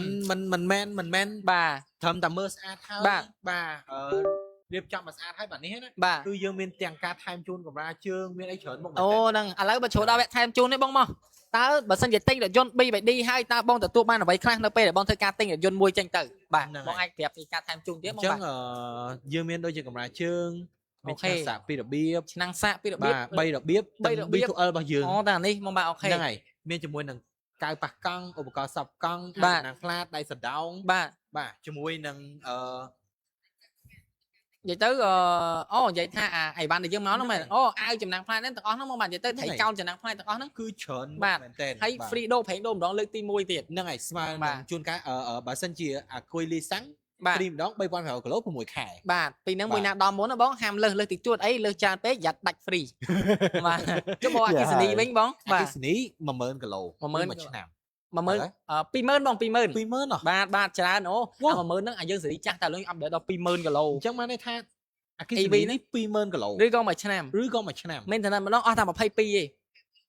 អូខ្ញុំថាតែ10000ណាហ្នឹងហើយបងឃើញអត់អញ្ចឹងជីបានច្រើនណាបងបាទច្រើនមែនតើបងអញ្ចឹងជ្រើសរើសអគិសនីអត់ខុសទេ$200បងកក់កន្លែងឲ្យទៅហ្នឹងហើយកក់ឥឡូវក្នុងនេះមាន promotion ណាបងមានម៉ូសិនទៀតប្រម៉ូសិនកក់ឲ្យបានឡានបាទអូខេបងអូខេកក់មុនហើយកក់មុនបានមុនហើយប្រម៉ូសិនបានលេខរៀងមុនគេបងបាទមុនគេនៅពេលកក់ថែម800ទៀតមានបងអូនស្រីម្នាក់គាត់សួរថាតើចង់ចូលរួម 10% មុនសិក្សាបានអត់កាលពីតង់មុនយើងនិយាយហើយបងឥឡូវយើងបន្ថែមជូនគាត់តិចទៀតបងប្រុសមកហ្នឹងហើយនិយាយរួមទៅបងស្រីបងសម្រាប់ការចូលរួម 10% មិនថាឡានមួយណានៅក្នុង BYD យើងទាំងអស់គឺបានទាំងអស់សិក្សាចាប់ពី 10% ឡើងទៅយករយៈពេលបានទៅ8ឆ្នាំទៅ9ឆ្នាំបាទគឺល្អមែនតើហើយឯកសារបងគ្រប់គឺបង2ថ្ងៃគឺដកឡានបានហើយបាទមិនថានៅធម្មតាខេត្តឆ្ងាយអីគឺសិក្សាបានទាំងអស់25ខេត្តក្រុងអូខេបងហ្នឹងហើយអញ្ចឹងងាយស្រួលមែនតើបាទអញ្ចឹងសម្រាប់បងដែលពេញចិត្តទៅបងដូចជាបងស្រីក៏សួរថាកក់ប្រហែលមុនហ្នឹងមុនណាបាទដែរនេះ$200ស៊ីឡាន file ទៅឡានដែលយើងមាន stock ហើយគឺយើងកក់1000ដើម្បីយើងរៀបចំយកឡានមកឲ្យគាត់ហ្មងបាទតែបើសិនជាឡានដែលយើងអត់តមកដល់យើងកក់200ដែលគេហៅថា blind booking បងបាទហ្នឹងហើយអូខេបងតើក៏សួរថាបងនៅ BVD 2004មាន service good អូយអរគុណបងអរគុណបងក្រុមការងារសប្បាយចិត្តហើយពេលមានភ្ញៀវមកបងបាទមិនថាសួរសំណួរសួរអីមិនថាគាត់ទិញពីកន្លែងណាក៏ទិញពីគេឲ្យមកសួរនៅពួកខ្ញុំក៏ខ្ញុំនៅឆ្លើយដែរបងបាទព្រោះថាយើងសិតតែ BVD តែមួយទេក្រុមហ៊ុនតែមួយអញ្ចឹងយើងត្រូវចេះស្រឡាញ់គ្នាហើយក៏យើងស្រឡាញ់អតិថិជនទៀតបងបាទហ្នឹងហើយអញ្ចឹងបងមានសំណួរអីជីកាត់ចូលមកបងអត់អីទេមិនចាំបាច់ថាតទិញពីខ្ញុំបានសួរខ្ញុំបានទេបងបាទសួរខ្ញុំបានគ្រប់ពេលបាទ អូយើងคลิกគ្នាពេកមកណាបាទបងបាទហ្នឹងហើយអូខេបងអញ្ចឹងហ្នឹងហើយបងឃឹមតែយើងផ្សាយពាណិជ្ជកម្មមួយទៀតសិនណាបងណាតិចទៀតយើងជួបគ្នានៅតង់ទី3គឺជាវគ្គបញ្ចប់បងណាបាទអូខេចឹងចាំបង operator រៀបចំចាក់ជាមួយនឹងបាទពាណិជ្ជកម្មរថយន្ត BVD មានច្រើនម៉ូដែលមែនតើបងតាក់ទងរថយន្តអគ្គិសនីប៉ុន្តែដើម្បីតាមបេតុននៅយុគសម័យបច្ចេកវិទ្យាថ្មី BVD បានធ្វើរឿងមួយទៀតគឺនាំចូលជាមួយរថយន្ត BVD Sedan 5 EV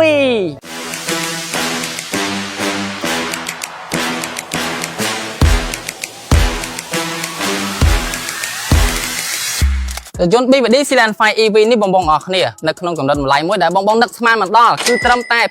$24,000ជាងតែប៉ុណ្ណោះហើយរថយន្តនេះបងបំពាក់ជាមួយបច្ចេកវិទ្យាទំនើបមានតែលើ BVD នេះគឺបដោយផងវាមានប្រវែង4.52 ជាមួយនឹងកម្ពស់1.63 និងទទឹង1.86 ឥឡូវយើងចាប់ផ្ដើមពីការ design នៅខាងមុខមុនគេបងបាទអ្វីដែលខ្ញុំចាប់អារម្មណ៍ជាងគេនោះគឺផ្នែកចង្គៀងដែលតាមរ៉ានឡៃគេតែម្ដងបំពាក់ពីម្ខាងមកម្ខាងព័ទ្ធជុំវិញរថយន្តហើយមានកន្លែងកណ្ដាលទៀតបងបាទហើយអំពូលគុជរបស់គេគឺមាន4គ្រាប់ភ្លឺច្បាស់ល្អអាចសេរីខ្ពស់បាទឡើងចុះទៀតខ្ពស់បានទៀតបងបាទហើយនៅកន្លែងនេះវិញគឺគេធ្វើជាលក្ខណៈ Airvan style បងបាទមើលទៅពណ៌ខ្មៅ glossy black ឲ្យរថយន្តយើងកើនស្ពណ៌បន្តិចទៀតផ្នែកខាងមុខបំពាក់ជាមួយនឹង sensor 6គ្រាប់ហើយកន្លែងនេះគេហៅថា millimeter wave radar ដែលឲ្យចាប់សញ្ញាបាទឲ្យវា follow ទៅតាមឡានមុខដែលមកប្រើប្រាស់ជាមួយនឹងប្រព័ន្ធ adaptive cruise control ក៏ដូចជា intelligent cruise control របស់យើងតែម្ដងឥឡូវយើងចូលមកដល់ផ្នែកខាងក្រោយតែម្ដងបងបាទចាប់អារម្មណ៍ហ្នឹងគឺជាមួយនឹងរំលក់ទឹកដូចគ្នាផងដែរបាទអានេះគឺតែសិតតែជា signature ដែលយើងដាក់នៅលើ Sedan 7 Sedan 6 ឥឡូវ Sedan 5 EV ក៏មានដាក់មកដែរបងបាទភ្លើងគេគឺកាត់ទៅតឹងឡានដាច់ដូចគ្នាហើយបើមើលមកលើដំបូលវិញ roof ray នេះបងបាទគឺបំពាក់ជាមួយនឹង double style គេធ្វើជាកាំង2តែម្ដងបង្កើនបាទការចាក់នៃខ្យល់យើងជិះបានកាន់តែលឿនសំទុះកាន់តែល្អជាងមុនទៀតហើយ BVD logo នៅកន្លែងនេះបងពេលដែលយើងចន់ប្រាំងដាក់ភ្លើងភ្លឺទៅគឺវាមាន illuminate ភ្លឺពណ៌ក្រហមចេញមកទៀតកាន់តែកលិបហើយមុននេះខ្ញុំនិយាយនេះគឺតែតកតងទៅនឹងកន្លែងការ design បន្លានេះបងក៏ប៉ុន្តែបើសិនជាតកតងប្រព័ន្ធសុវត្ថិភាពវិញ sensor សរុបទៅ12គ្រាប់ខាងក្រោយ6ខាងមុខ6កាមេរ៉ានេះបងនេះ1ខ1ឡើយនេះទុកពេលយាយក្រោយអានេះគឺពេលទុកមើលសកម្មភាពបាទទៅរូបភាពជុំវិញឡានហើយគេមានបំពាក់ជាមួយប្រព័ន្ធ God Eye ដែល BVD គេហៅថាប្រព័ន្ធជំនួយទៅលើការបើកបរបងនៅពេលដែលយើងនិយាយដូចជាតកតងទៅនឹងរថយន្ត SUV គឺយកដែរផ្លេចជាមួយនឹងបាទទំហំផ្នែកដៃអីវ៉ាន់នៅខាងក្រោយទេបងរថយន្ត BVD Sedan 5 EV នេះគឺពិតជាមានទំហំផ្នែកខាងក្រោយធំដែលយើងគិតទៅគឺរហូតដល់ទៅ600លីត្របងហើយបើសិនជាយើងធ្វើការផ្កាប់កៅអីទៅទាំងអស់វិញគឺរហូតដល់ទៅ1460លីត្រគឺពិតជាធំមែនតើបងអាចធ្វើការដៃអីវ៉ាន់បានច្រើនហើយកន្លែងនេះគឺគេមានភ្លើងបំភ្លឺបើយើងនៅពេលដែលយើងយប់ល្ងិតហើយមានកន្លែងហ្នឹងបាទរុនដើម្បីឲ្យយើងដោតដុយយើងចង់ដាក់ដាំបាយដាំទឹកបានទៀតហើយអត់ភ្លេចទេបាទនៅកន្លែងសាកអគុយបាឡានក៏មាននាំភ្លើងពីឡានចេញមកក្រៅវិញដែររហូតដល់ទៅ 3.3 kW គេហៅថាប្រព័ន្ធ BVD V2L បងឥឡូវយើងខាងក្រៅមកជុំឡានយើងបានចប់ហើយឥឡូវចូលដល់ space ខាងក្នុងម្ដងបាទបងទី1ចាប់ផ្ដើមជាមួយនឹងគ្រឿងដែលយើងប្រើប្រាស់ដើម្បីដាក់នៅក្នុងរថយន្តបាទគ្រឿងផលរថយន្តគឺសិតតែជាប្រភេទ soft touch ប្រភេទតុនទាំងអស់អញ្ចឹងប៉ះទៅអត់មានអារម្មណ៍ថាជាប្រភេទជ័រ plastic ទេសូម្បីតែកន្លែង center console នេះក៏ដោយបងបាទក៏មានជាប្រភេទជ័រតុនទាំងអស់ដែរពេលដាក់ត្រដៃដាក់អីស្រួលបាទកន្លែងដៃចង្កូតវិញគឺងាយស្រួលក្នុងការកាន់មែនតើ design ជារាងអក្សរ D គឺដូចប្រភេទ last sport ងាយស្រួលបត់បែននៅកន្លែងនេះគេមានបាទកុំតាក់មួយប្រអប់លេខកន្លែងនេះក៏ smooth ស្រួលកាច់ទៅមកដាក់អាយ៉ែដាក់អីចុច P អី P អីគឺបានព្រាមតែម្ដងនៅខាងមុខនេះអេក្រង់បំពាក់ជាមួយនឹង instrument cluster 8.8 អ៊ីងបង្ហាញព័ត៌មានបើកបោះច្រើនមែនទែនទាំងមនុស្សដើរទាំងកន្លងផ្លូវទាំងអីក្នុងទាំងអស់ដូចបងឃើញក្នុងវីដេអូអញ្ចឹងតមកនេះទៀតគឺជាមួយនឹងអេក្រង់សំសានទំហំ 12.8 អ៊ីងបងបាទគឺនៅក្នុងនេះយើងអាចដូរជាមួយ wallpaper មើលម៉ូដផ្សេងបានហើយដើរ smooth លឿនមែនទែនយើងអាចដាក់ជាមួយនឹងកម្មវិធី YouTube មើលវីដេអូ Google Maps Gpay WeChat TikTok មកសេរីតែម្ដងទូរស័ព្ទបងមានអីនៅក្នុងនេះមានកម្មវិធីនឹងដែរចុះមកក្រោមទៀតបងបាទគឺកន្លែងប៊ូតុង start stop យើងចន់5បច្ចេកទៅម៉ូដនីមួយដូររវាង Eco Normal Sport នេះគឺយើងអាចបើនៅកន្លែងនេះបានហើយកន្លែងនេះគឺជាប៊ូតុងដែលយើងហៅថា Auto Parking ហើយតើតើក្នុងផ្នែកអីវិញបងខាងខ្ញុំគឺអូតូមួយរបៀបឡើងចុះខ្នងហើយមុខក្រោយហើយខាងអ្នកជិះជាប់ខ្ញុំហ្នឹងក៏4របៀបអូតូបានដូចគ្នាតើតើកៅអីម្ដងទៀតគឺកៅអីនេះមានស្បែកពុកទន់មែនតើហើយជួយទប់ផងខ្ញុំគឺមាន cushion ទាំងសងខាងពេលយើងធ្វើការបត់បែនទៅអត់វិញវត្តទេបងបាទហើយកៅអីនេះគឺមានបំពាក់ជាមួយនឹងប្រភេទបាទ ventilation ខ្យល់ត្រជាក់ហើយនឹង heating ខ្យល់ក្តៅទាំងសងខាងតែម្ដងខែល្ងាបើកខ្យល់ក្តៅបាទពេលណាដែលមេឃក្តៅបែបនេះបើកខ្យល់ត្រជាក់បាទតមកលើទៀតគឺយើងមានបំពាក់ជាមួយនឹងកន្លែងបាទភ្លើងថាច់ដើម្បីបិទបើកបានហើយកន្លែងនេះគឺ one touch ប៊ូតុងបើកជាមួយនឹង sunset នៅពេលដែលយប់យើងអាចមើលជាមួយនឹងផ្កាយក៏ដូចជាបាទប្រច័ណ្ឌបានហើយបើសិនជាមេឃភ្លៀងវិញយើងមើលតែមកទឹកភ្លៀងធ្លាក់មកអត់ឮសំឡេងដោយសារនេះគឺជាប្រភេទកញ្ចក់កាត់បន្ថយជាមួយនឹងសំឡេងហើយបើសិនជានិយាយពីកន្លែងសាកថ្មវិញបងគឺខ្វះហើយមានជាមួយនឹងប្រភេទកន្លែងសាកដោតខ្សែហើយមាន wireless charge speed 50 វ៉ាត់ទៀត ហើយមានប៊ូតុងកន្លែងនេះបាទរុនដើម្បីឲ្យចេញខ្យល់ត្រជាក់ពេលដែលយើងសាកទៀតគ្រាន់ខ្ញុំដាក់ទូរស័ព្ទខ្ញុំទៅបាទចូលតែម្ដងហើយតមកទៀត cup holder ដាក់កែវបាន2កន្លែងនេះបងឆ្ងល់ហើយថាគេ design ដើម្បីអីគេដើម្បីឲ្យបងធ្វើការដាក់ជាមួយក្រាស់ជូរមកនៅក្នុងហ្នឹងទៅហើយតមកទៅយើងដាក់ដកចេញចូលបានតែម្ដងដល់ផ្នែកខាងក្រោយម្ដងបងគឺយើងនិយាយជាមួយនឹងតកតងទំហំនៅក្នុងឡានបងបាទដោយសារតែប្រវែងពីកង់មុខទៅកង់ក្រោយមានប្រវែងវែងរហូតដល់ទៅ 2.72 ម៉ែត្រអញ្ចឹងធ្វើឲ្យផ្នែកនៅខាងក្រោយរបស់ខ្ញុំគឺទលាយមែនតើបងអង្គុយដូចជាបាទ king អញ្ចឹងនៅកន្លែងនេះមានកន្លែងជាមួយចម្រោះដៃ cup holder ដាក់បន្ថែមទៀត like room នៅកន្លែងនេះគឺពិតជាមានច្រើនមែនតើ like នេះ room ដូចគ្នានៅលើដំបូលធម្មតាពេលខ្ញុំចូលឡានទៅគឺទៅហ៎បងតែលើនេះខ្ញុំអត់ទៅហេបងបាទអញ្ចឹងសម្រាប់បងដែលមានកម្ពស់ថា1.7 ម៉ែត្រជាងអីគឺអង្គុយមកសេរី1.8 ម៉ែត្រក៏បានដែរបងបាទឥឡូវខ្ញុំធ្វើការបិទវិញមេឃដូចរៀងក្តៅស្អុះអត់បញ្ហាបងពាក់ជាមួយនឹងបាទ air vent ទាំងពីរនៅខាងក្រោយអាចចាត់ឆ្វេងស្ដាំបានបងបាទហើយនៅកន្លែងនេះមានកន្លែងសាក់ថ្ម type C type A បន្ថែមទៀតបងត្រូវការដាក់អីវ៉ាន់សោកអីផ្សេងអាចដាក់ជាមួយនឹងកន្លែងបាទ pocket holder នៅកន្លែងនេះបានទាំងអស់តែម្ដងមានរហូតដល់6ឥឡូវយើងចូលមកកន្លែង function ដែលខ្ញុំទៅនិយាយមុនហ្នឹងបងគឺតាក់ទងទៅនឹងផ្នែកចុះចតអូតូបាឡានរថយន្តរបស់យើងគឺបំពាក់ជាមួយនឹង automatic safe parking ហើយនឹង velvet parking ដែលអ្នកបើកបរដូចជាខ្ញុំអាចធ្វើការចេញទៅក្រៅឡានដើម្បីគ្រាន់តែបញ្ជាឲ្យឡានបាទចូលទៅកន្លែងចតដល់ឯងក៏បានឥឡូវយើងសាកជាមួយនឹង auto parking មុនដំបូងសិនអញ្ចឹងឥឡូវខ្ញុំធ្វើការថយក្រោយហើយដូចបងឃើញនៅក្នុងអេក្រង់អញ្ចឹងបាទយើងកំពុងតែស្វែងរកជាមួយនឹង parking space អញ្ចឹងនៅពេលណាដែលវា detect parking space បានពណ៌សហ្នឹងយើងគ្រាន់តែចុចលើហ្នឹងទៅវានឹងចូលចតតែម្ដងឥឡូវខ្ញុំធ្វើការយក parking space នៅកន្លែងមួយនេះចុះបងបាទចុចកន្លែងហ្នឹងហើយវាឲ្យខ្ញុំដកជើងចេញពីក្រាំងខ្ញុំចេញតាម parking ខ្ញុំបលែងដៃមកខ្ញុំបលែងជើងមកបងបាទហើយយើងនឹងចាប់ផ្ដើមធ្វើដំណើរការខ្លួនឯងតែម្ដង Parking start អូខេបងបាទឥឡូវវាចាប់ផ្ដើមហើយដោយសារមុនហ្នឹងបាទកាមេរ៉ាមែនខ្ញុំក៏នៅចិត្តឡានខ្ញុំអត់មានបានធ្វើអីទាំងអស់បងបាទកាន់ក៏កាន់ដែរ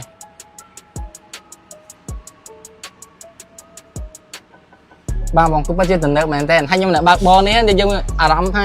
អត់សូវបកកែនៅក្នុងការចូលចតអីអញ្ចឹងហើយចង់មានអា function ហ្នឹងបងបាទហ្នឹងហើយកន្លែងចន្លោះអីហ្នឹងគឺលយហ្មងបងបាទអាពេលដែលគៀកអីនេះទៀតអូកន្លែងនេះវាគិតថាកន្លែងហ្នឹងចន្លោះតូចដូចថាវាត្រូវចិត្តទៅឡានទៅអីហ្នឹងក៏វាបាទចាប់ជាមួយនឹងនេះខ្លួនឯងដែរតាក់ទងទៅនឹងគេហៅថា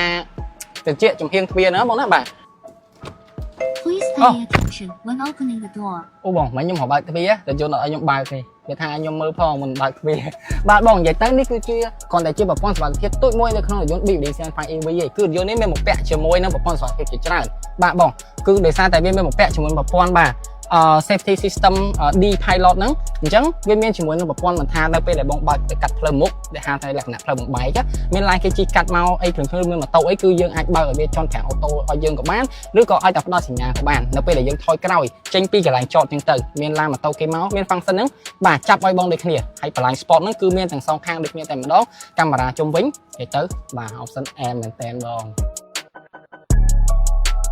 រូបរាងធំហើយ option M ហើយប៉ុន្តែបើសិនជាកម្លាំងរថយន្តក៏ដូចជាសន្ទុះម៉ូទ័រអីនៅខ្សោយបងបាទតែយើងគួរជ្រើសអត់ប្រកបជាអត់ទេប៉ុន្តែរថយន្ត BYD Sienna 5 EV នេះគឺមិនឲ្យបងខកចិត្តទេបំពាក់ជាមួយនឹងម៉ូទ័រទំហំរហូតដល់ទៅកម្លាំង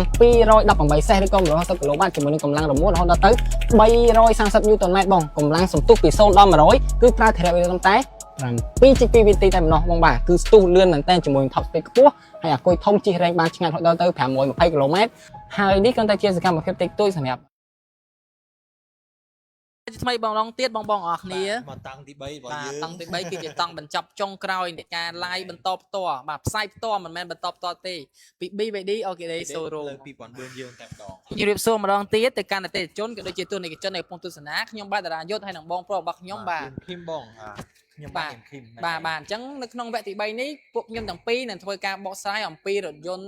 ថ្មីដូចគ្នាដែរដោយសារមុននឹងនិយាយមាន2និយាយមួយហើយគឺ BYD Sienna 5 EV ហើយវគ្គនេះគឺយើងធ្វើការបកស្រាយអំពីរថយន្ត pick up បងធំម្ដងគឺមានឈ្មោះអ្វីទេបង Success បាទបងបាទ BYD Success option advance បងបាទអូខេបងបាទអញ្ចឹងរថយន្តនេះ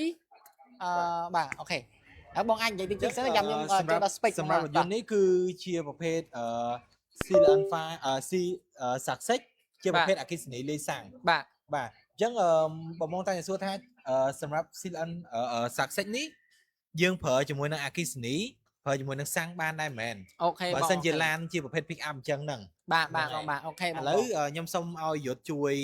ណែនាំពីរថយន្តហ្នឹងតិចដើម្បីកាន់តែច្បាស់ជូនអតិថិជនបាទបងអរគុណសម្រាប់ជំនួសហើយប្រកាសជាបានបងអរគ្នាខ្ញុំពិតជាមានភាពសប្បាយរីករាយដែលថាសប្បាយចិត្តដែលថាបានមកប្រាប់ option ដល់ឡានជូនបងណា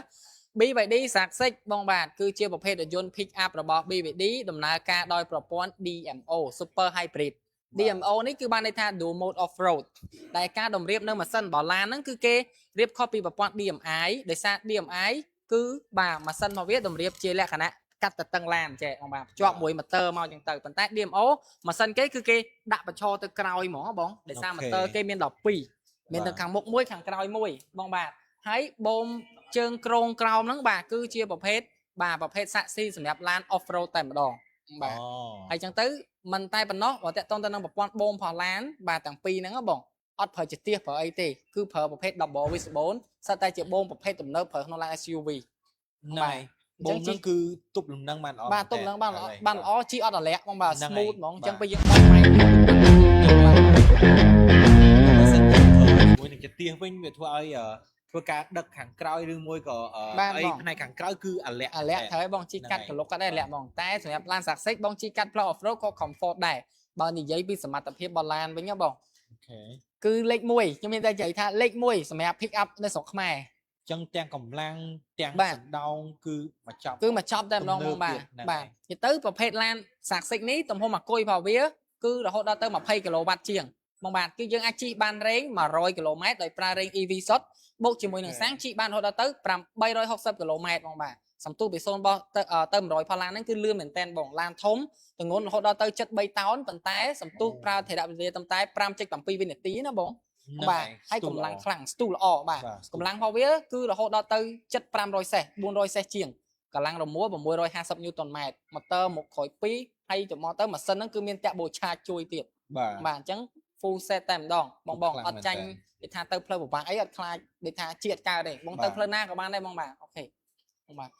សម្រាប់ mood វិញខ្ញុំឃើញមាន mood ច្រើនណាក្នុងហ្នឹងបាទបងបាទយើងមានទាំង mood សាច់ mood ភ្នំ mood អីច្រើនមែនតើមានអាចផ្លាស់ប្ដូរបានបងបាទអញ្ចឹងបើសិនជាបងដូចថាបើកទៅផ្លូវ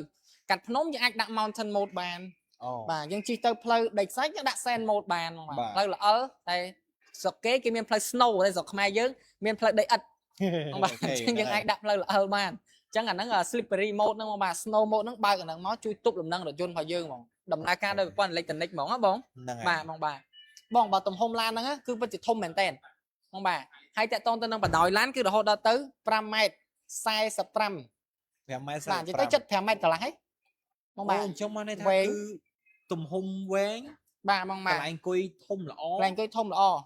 កម្រិតពីកង់មុខទៅកង់ក្រោយក៏ខ្លាំងបងបាទ3ម៉ែត្រ26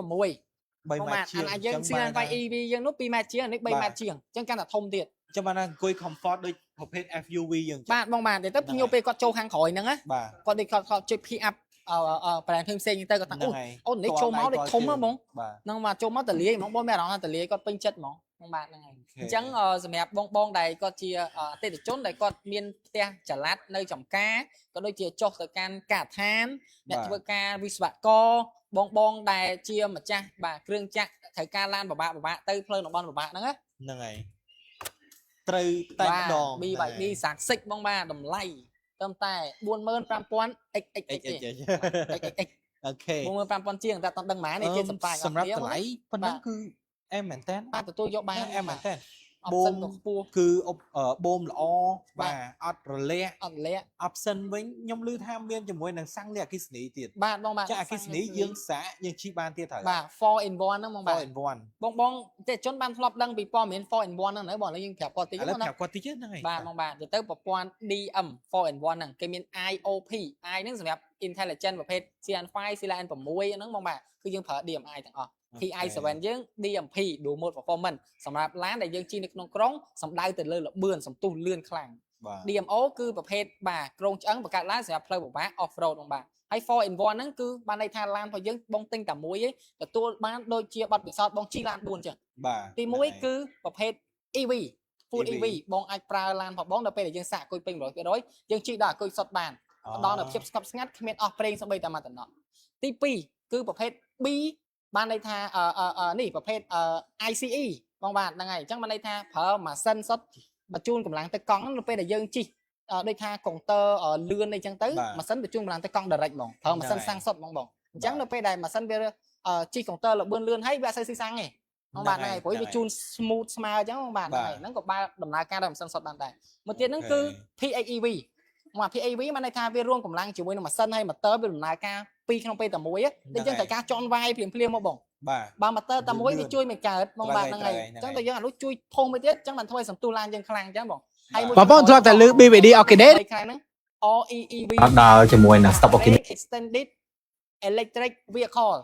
REEV ហ្នឹងបងបាទហ្នឹងហើយបានន័យថាយកម៉ាស៊ីនហ្នឹងមកធ្វើជាបាទកម្លាំងសាកអគុយ generator សាកទៅឲ្យអគុយហ្នឹងឲ្យឡានយើងជិះបានរយៈចម្ងាយឆ្ងាយបងបាទស៊ីសាំងតិចទៀត ត្រូវ បាទអូខេ ហ្នឹងហើយ បងអញ្ចឹងមកហើយឥឡូវខ្ញុំចង់ឲ្យបងប្រាប់ពីការធានាទេបងឡានយើងហ្នឹងឮតែធានាទេមិនដែរ ហ្នឹងហើយសម្រាប់ការធានាភ្ញៀវភាគច្រើនគាត់សួរថាបើសិនជារថយន្តថ្មីអញ្ចឹងមានការធានាខ្ពស់អត់ បាទបងបាទ បាទនិយាយទៅបងប្អូនទាំងអស់គ្នាសម្រាប់ BYD យើងមិនថា model ណាគឺ model ណាទេគឺធានាដូចគ្នាទាំងអស់8ឆ្នាំស្មើនឹង 160000 គីឡូលើអាគុយហើយ motor បាទបង បាទអញ្ចឹងសម្រាប់អាគុយ motor បងប្អូនប្រើមកស្រឡាញ់បាទគឺបងប្អូនអត់ចាំបាច់បារម្ភរឿងការខូចឬមួយក៏អីទេ បាទបងបាទ ឡានថ្មីបងជិះទៅដល់8ឆ្នាំបាទស្មើនឹង 160000 គីឡូ បាទ អញ្ចឹងអត់ចាំបាច់បារម្ភទេត្រូវអត់ បាទបងបាទ ហើយបញ្ហា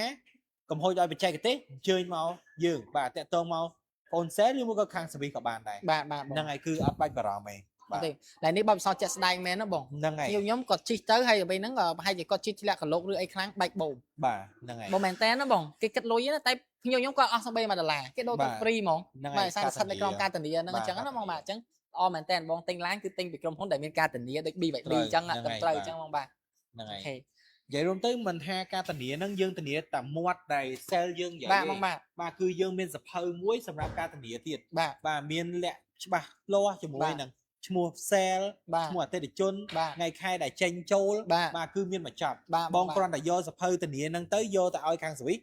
គាត់ឆែកហើយគាត់នឹងចាប់ផ្ដើមធ្វើជូនបងតែម្ដង ហើយបង បាទហ្នឹងហើយគឺការធានាជាក់លាក់ពីក្រុមហ៊ុនតែម្ដង បាទបងបាទអញ្ចឹងតកតងនឹងឡានរថយន្ត BVD បងណាបាទខ្ញុំនិយាយសម្រាប់ជូនជាព័ត៌មានទៅដល់បងដែលគាត់ជាម្ចាស់រថយន្ត BVD ដែលគាត់ទិញហើយបាទបងអាចជួយធ្វើការណែនាំបាទបងប្អូនដូចជាមិត្តភក្តិក្រុមការងារអីបងមកជួយទិញមួយផងបងប្អូនផងបាទហ្នឹងបាទហើយនិយាយទៅបងមកទិញអញ្ចឹងបាទគឺសម្រាប់ភ្ញៀវដែលគាត់ណែនាំគាត់ធ្លាប់ទិញឡានហើយណែនាំមកខាងពួកខ្ញុំមានស្នើសុំជាបាទ voucher $100ជូនដល់គាត់ដែរបងបាទអញ្ចឹងបងណែនាំបានកាន់តែច្រើនបងទទួលបានកាន់តែច្រើនបងបាទហ្នឹងហើយឡើយនេះគឺយើងចេញពីក្រុមហ៊ុនផ្ទាល់ហ្មងមិនមែន sell ថែមឲ្យទេបាទគឺក្រុមហ៊ុនអ្នកថែមឲ្យបងបាទអញ្ចឹងក្រុមហ៊ុនអ្នកផ្ទៃឲ្យបងឲ្យយកហ្មងបងបាទអូខេបងអញ្ចឹងបងមានសំណួរអីចង់អីនិយាយបន្ថែមមិនទៀតទេពីខ្ញុំទៅខ្ញុំចង់ដឹងថាតើ BYD អាចប្រើប្រាស់នៅប្រទេសកម្ពុជាយើងនឹងបានដែរឬទេ អូបានន័យថាលក្ខខណ្ឌប្រើប្រាស់វាសមមិនប្រើប្រាស់ប្រទេសកម្ពុជាអត់បងបាទបងបាទនិយាយទៅរឿងទី1ដែលខ្ញុំទទួលបានរហូតបងភ្ញៀវក៏ខ្លាចគេគឺរឿងលេខទឹកហ្នឹងហ្មង អូខេ ផ្លូវគាត់ថាជីលេខទឹកអីមិនទៅបងបាទអត់បញ្ហាបងអាគុយ BVD ទាំងអស់គឺសុទ្ធតែ IP68 គេធ្វើការតេស្តដាក់អាគុយក្នុងទឹក1ម៉ែត្រកន្លះរយៈពេល1ម៉ោងបងអត់ខូចទេអត់មានទឹកចូលទេយកហ្មងគាត់ជីត្រឹមទឹកកន្លះម៉ែត្រទេហ្នឹងបាទអញ្ចឹងបងចង់ជីនៅក្នុងហ្នឹងស្ទះផ្លូវ1ម៉ោងក៏អត់បញ្ហាដែរបងណាបងបាទគឺក្រុមហ៊ុនធានាទៅលើគុណភាពផងអាគុយផងឡានគឺមានបិទនិយាយថាបិទចិត្តហ្មងអត់មានទឹកចូលកើតទេបាទហើយដូចបងឃើញចាក់ស្ដាយអញ្ចឹងអត់ដែរមានបញ្ហាឡាន BVD ចូលទឹកទេណាបងបើមិនជាមានបញ្ហាហ្នឹងមែនណាបងខ្ទុះបាត់ហើយព័ត៌មានហ្នឹងបងដូចព័ត៌មានពីមុនអញ្ចឹងបងធ្លាប់ឃើញអញ្ចឹងខ្ទុះបាត់ហើយ បាទអញ្ចឹងឥឡូវនេះបងអាចទុកចិត្តបានគឺអត់មានបញ្ហាដែលថាទឹកចូលឬក៏បងជីអីមិនខ្លាចទេហើយបងលក្ខខណ្ឌប្រទេសកម្ពុជាយើងសម្រាប់បងទៅធ្វើការជីរែងចិត្តប្រើ EV mode ណាហ្នឹងគឺជាប្រភេទមួយរបស់ BVD បើជីឆ្ងាយទៅខេត្តឆ្ងាយបាទចាក់សាំងយើងជីរែងឆ្ងាយទៅទៀតបងបាទហ្នឹងហើយបាទ លេខ1ហ្មងហើយបងកាមេរ៉ាមែនបាទអូខេបងអូខេបងបាទអញ្ចឹងបាទ សំណួរបន្ទាប់តើ BVD ស័ក្តិសមប្រើជាមួយនឹងអ្នកណាខ្លះ សាកសមតែបងខ្លះទៅបើសិនជាខ្ញុំនិយាយពីចិត្តខ្ញុំសូម្បីតែបងប្រុសខ្ញុំក៏គាត់សាកសមនឹងប្រើ BVD ដែរបងនិយាយទៅសម្រាប់ប្រជាជនបាទត្រូវហើយគ្រប់គ្នានៅកម្ពុជាយើងគឺគាត់សិតតែសាកសមប្រើ BVD ទាំងអស់បើសិនជាគាត់ជាអ្នកធ្វើការគាត់អាចប្រើជាមួយឡានអគ្គិសនីសុទ្ធបានដោយសារគាត់ប្រកែកជាមួយនឹងការប្រើប្រាស់ចុចទៅលើ app ទូរស័ព្ទអកន្លែងនឹងខ្សែហ្នឹងបងណាបាទសាកសមហ្មងសមចៃខ្ពស់ហើយវាស៊ីបន្លាយសម្រាប់បងទៀតសម្រាប់បងដែលគាត់មកពីខេត្តគាត់ចូលចិត្តប្រើកម្មវិធីច្រើនទេគាត់ចូលចិត្តចូលយកសាំងធម្មតាអីអាចប្រើជាមួយប្រភេទប្រព័ន្ធ DMI របស់យើង DM 4-in-1 ហ្នឹងបានបាទទៅបានគ្រប់មុខបងនិយាយទៅគឺសម្រាប់គ្រប់គ្នាគ្រប់ប្រជាជនកម្ពុជាទាំងអស់បាទបងបាទឡាន BVD គឺស័ក្តិសមមួយគាត់ទាំងអស់បងបាទអូខេហើយបងហ្នឹងហើយ ហ្នឹងហើយនិយាយទៅសម្រាប់ការប្រើប្រាស់គឺស័ក្តិសមមែនតើគ្រប់ស្ថានភាពទាំងអស់ហើយដោយសារតែ BYD យើងហើយដោយសារតែ គេទៀតយើងមានវីដេអូបង្ហាញ ហ្នឹងហើយដោយសារតែ BYD យើងគឺយើងមានជាមួយនឹងអាគុយដែលល្អ បាទ បាទអាគុយដែលធន់ជាមួយនឹងទឹកធន់ជាមួយនឹងអីចឹង បាទ ហើយសម្រាប់ការប៉ះទង្គិចតើអាគុយយើងមានបញ្ហាអត់បើសិនជាប៉ះទង្គិច អូខេបងបាទ ប៉ះអីចឹង និយាយទៅតកតូនណាអាគុយហ្នឹងហ៎បង បាទ គឺយើងមានចំណុច3ធំទី1 ultra strength បានភាពរឹងមាំខ្លាំង បាទ ultra safety សុវត្ថិភាពខ្លាំង ultra longevity ប្រើប្រាស់បានយូរ អូ បងបាទអញ្ចឹងធានាទៅលើគុណភាពហ្មងតិចទៀតបងខាងក្រុមខាងខ្ញុំក៏ចាក់វីដេអូឲ្យបងមួយការធ្វើតេស្តខ្ញុំនិយាយមុននឹង ហ្នឹង ថា ហើយ ចាក់បញ្ចូល ហ្នឹងហើយបាទ គឺវាអត់ឡើងសីតុណ្ហភាពលើសពី40អង្សាសេទេបងបាទគឺវានៅស្លេថានៅក្នុងសវត្ថិភាពហ្មងអញ្ចឹងបានន័យថាគាត់ប៉ះអីកន្លែងគាត់មានបញ្ហាក៏គាត់នៅអាចបន្តជិះបានអត់ខ្ទុះឡើងគាត់ទេ ហ្នឹងហើយអត់ បាទអញ្ចឹងចាំតាក់តងពេលហ្នឹងយើងរកសភាវអីធ្វើតាមក្រោយបាន ហ្នឹងហើយ បាទហ្នឹងហើយអញ្ចឹងខ្ញុំធានាឲ្យហ្មងហើយមួយទៀតបងមាន add វីដេអូប៉ះកង់ដែរអត់អាបែកកង់ខ្ទុះឡាន TI7 នោះ អូហ្នឹងហើយ ហ្នឹងហើយណាហើយឡានជីពីលើហ្នឹងហើយបងហ្នឹងដែលខ្ញុំនិយាយ ultra strength វាប្រឹងមាំខ្លាំងហ្នឹងបង បាទ ទម្ងន់ឡានណា40តោនណាបងដូចជាអាវីដេអូក្រោយយើងអាពេលម្ដងការចោល40តោនគេដកអាគុយពីឡានជីកិននៅលើហ្នឹងហើយ ហ្នឹងហើយជីកិន ហ្នឹងហើយ ឥឡូវ បងបាទ ហ្មងនេះឥឡូវហ្នឹង បាទជីកិនហើយតមកទៅដាក់សោកចូលវិញទៀតដាក់សោកចូលវិញហើយតមកជីធម្មតាបាទអូខ្ញុំសើហ្មងបងបាទ គុណមែនតើហ្មង គឺរឹងមាំបង បាទ បាទ គុណមែនតើ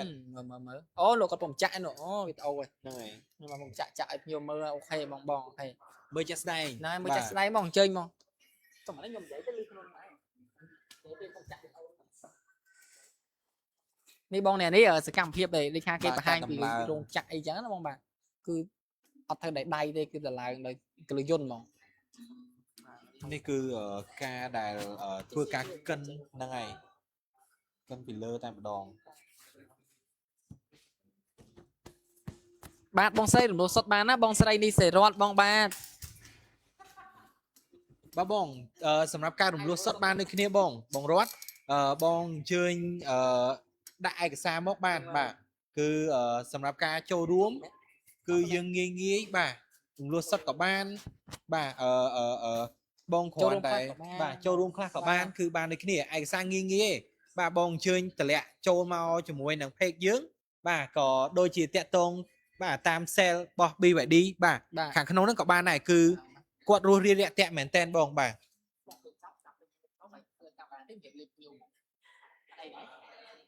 thì mình lấy cái thang cắt tí nhưng nhưng ngập chó được liệp nhiều mà để chó đó trong chỗ xe rồi tết này em mình chỉ cam tết sớm này chạy khi nó chỗ xe rồi tết này ok bằng chẳng bằng khi mình có ban vậy ca showroom ban ở Son Phía Roi các bạn đấy chẳng được để dương ban và cho nó tăng đi hết dân châu mình trăm dừng tí của nhôm thời ca mu từ can lan một tiệt bà trong hai mà đây tiết để bòn về nó bòn khi nhôm con thằng thời ca bọ say lan năng bòn xa con cứ chỉ đánh lỗ lan năng nơi bà bị đi học kỹ đề bà lấy ba bong đi sài ruột chẳng ở bong chơi từ lẹ lên máu anh chẳng ở chấm ớp ôn năng bà contact tam telegram chút bóng vì ai xa por biển nó bóng nát bà con trai bong say con bong បងបាទគាត់អ្នកតាក់តងទៅជូនព័ត៌មានបងបាទខ្ញុំអ្នកតាក់តងញ៉ែបងតោះអូខេបងតាលី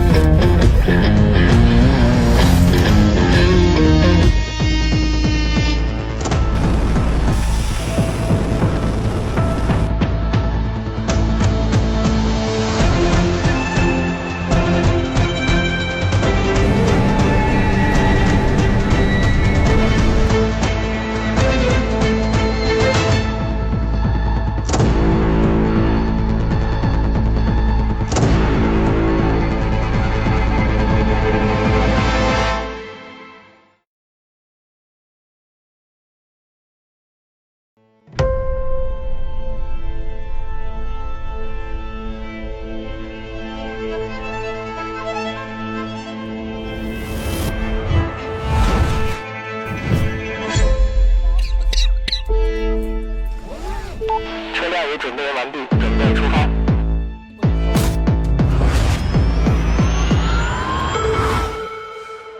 បាទ អូខេបងស្វាគមន៍សាច់ថ្មីម្ដងទៀតមកការ live តង់ទី តង់ទី 4បាទ 4 4មុននេះនិយាយថាទី3តង់ចុងក្រោយតែមែនណាភ្លេចឡានមួយ បាទ BD TI7 បាទអូខេ ហ្នឹងហើយផ្លេចមិនបាន បាទថ្ងៃបងអញ្ចឹងឥឡូវបងបាទខ្ញុំសូមស្វាគមន៍បងមកមើលជាមួយរថយន្ត BD TI7 ហើយខ្ញុំក៏ផ្ដល់បាទកិត្តិយសនេះទៅដល់បងឃឹមគាត់ធ្វើការបកស្រាយជូនបងប្អូនជនដល់គ្នាទៅដល់នឹងឡានរបស់យើងបងតោះបាទ បងអញ្ចឹងសម្រាប់ BVD TI7 របស់យើងគឺជាប្រភេទ stage off road បាទយើងមានជាមួយនឹង2 option មាន option Pro ជាមួយនឹងUltra បាទអញ្ចឹង option Pro គឺពងមួយតម្លៃវាត្រឹមតែបាទតម្លៃវាត្រឹមតែ $44,800 ដុល្លារ បាទ ហើយបើសិនជា Ultra ពង2តម្លៃវាគឺបាទ $49,800 ដុល្លារ បាទគឺពីរហ្នឹងគឺខុសគ្នាតែពងមួយពង2ឯងប៉ុន្តែរូបរាងបាទខុសគ្នាតិចតួចបាទហើយនឹង option ដែរបាទអញ្ចឹងសម្រាប់option បាទ Ultra ហើយនឹង Pro ខុសគ្នាមានច្រើនចំណុចដែរមកល្មមដែរហ្នឹងហើយអញ្ចឹងបងប្អូនសូមរៀបរាប់ពី option របស់ Ultra ជូនបងប្អូនទាំងអស់គ្នាបាទជម្រាបគឺ option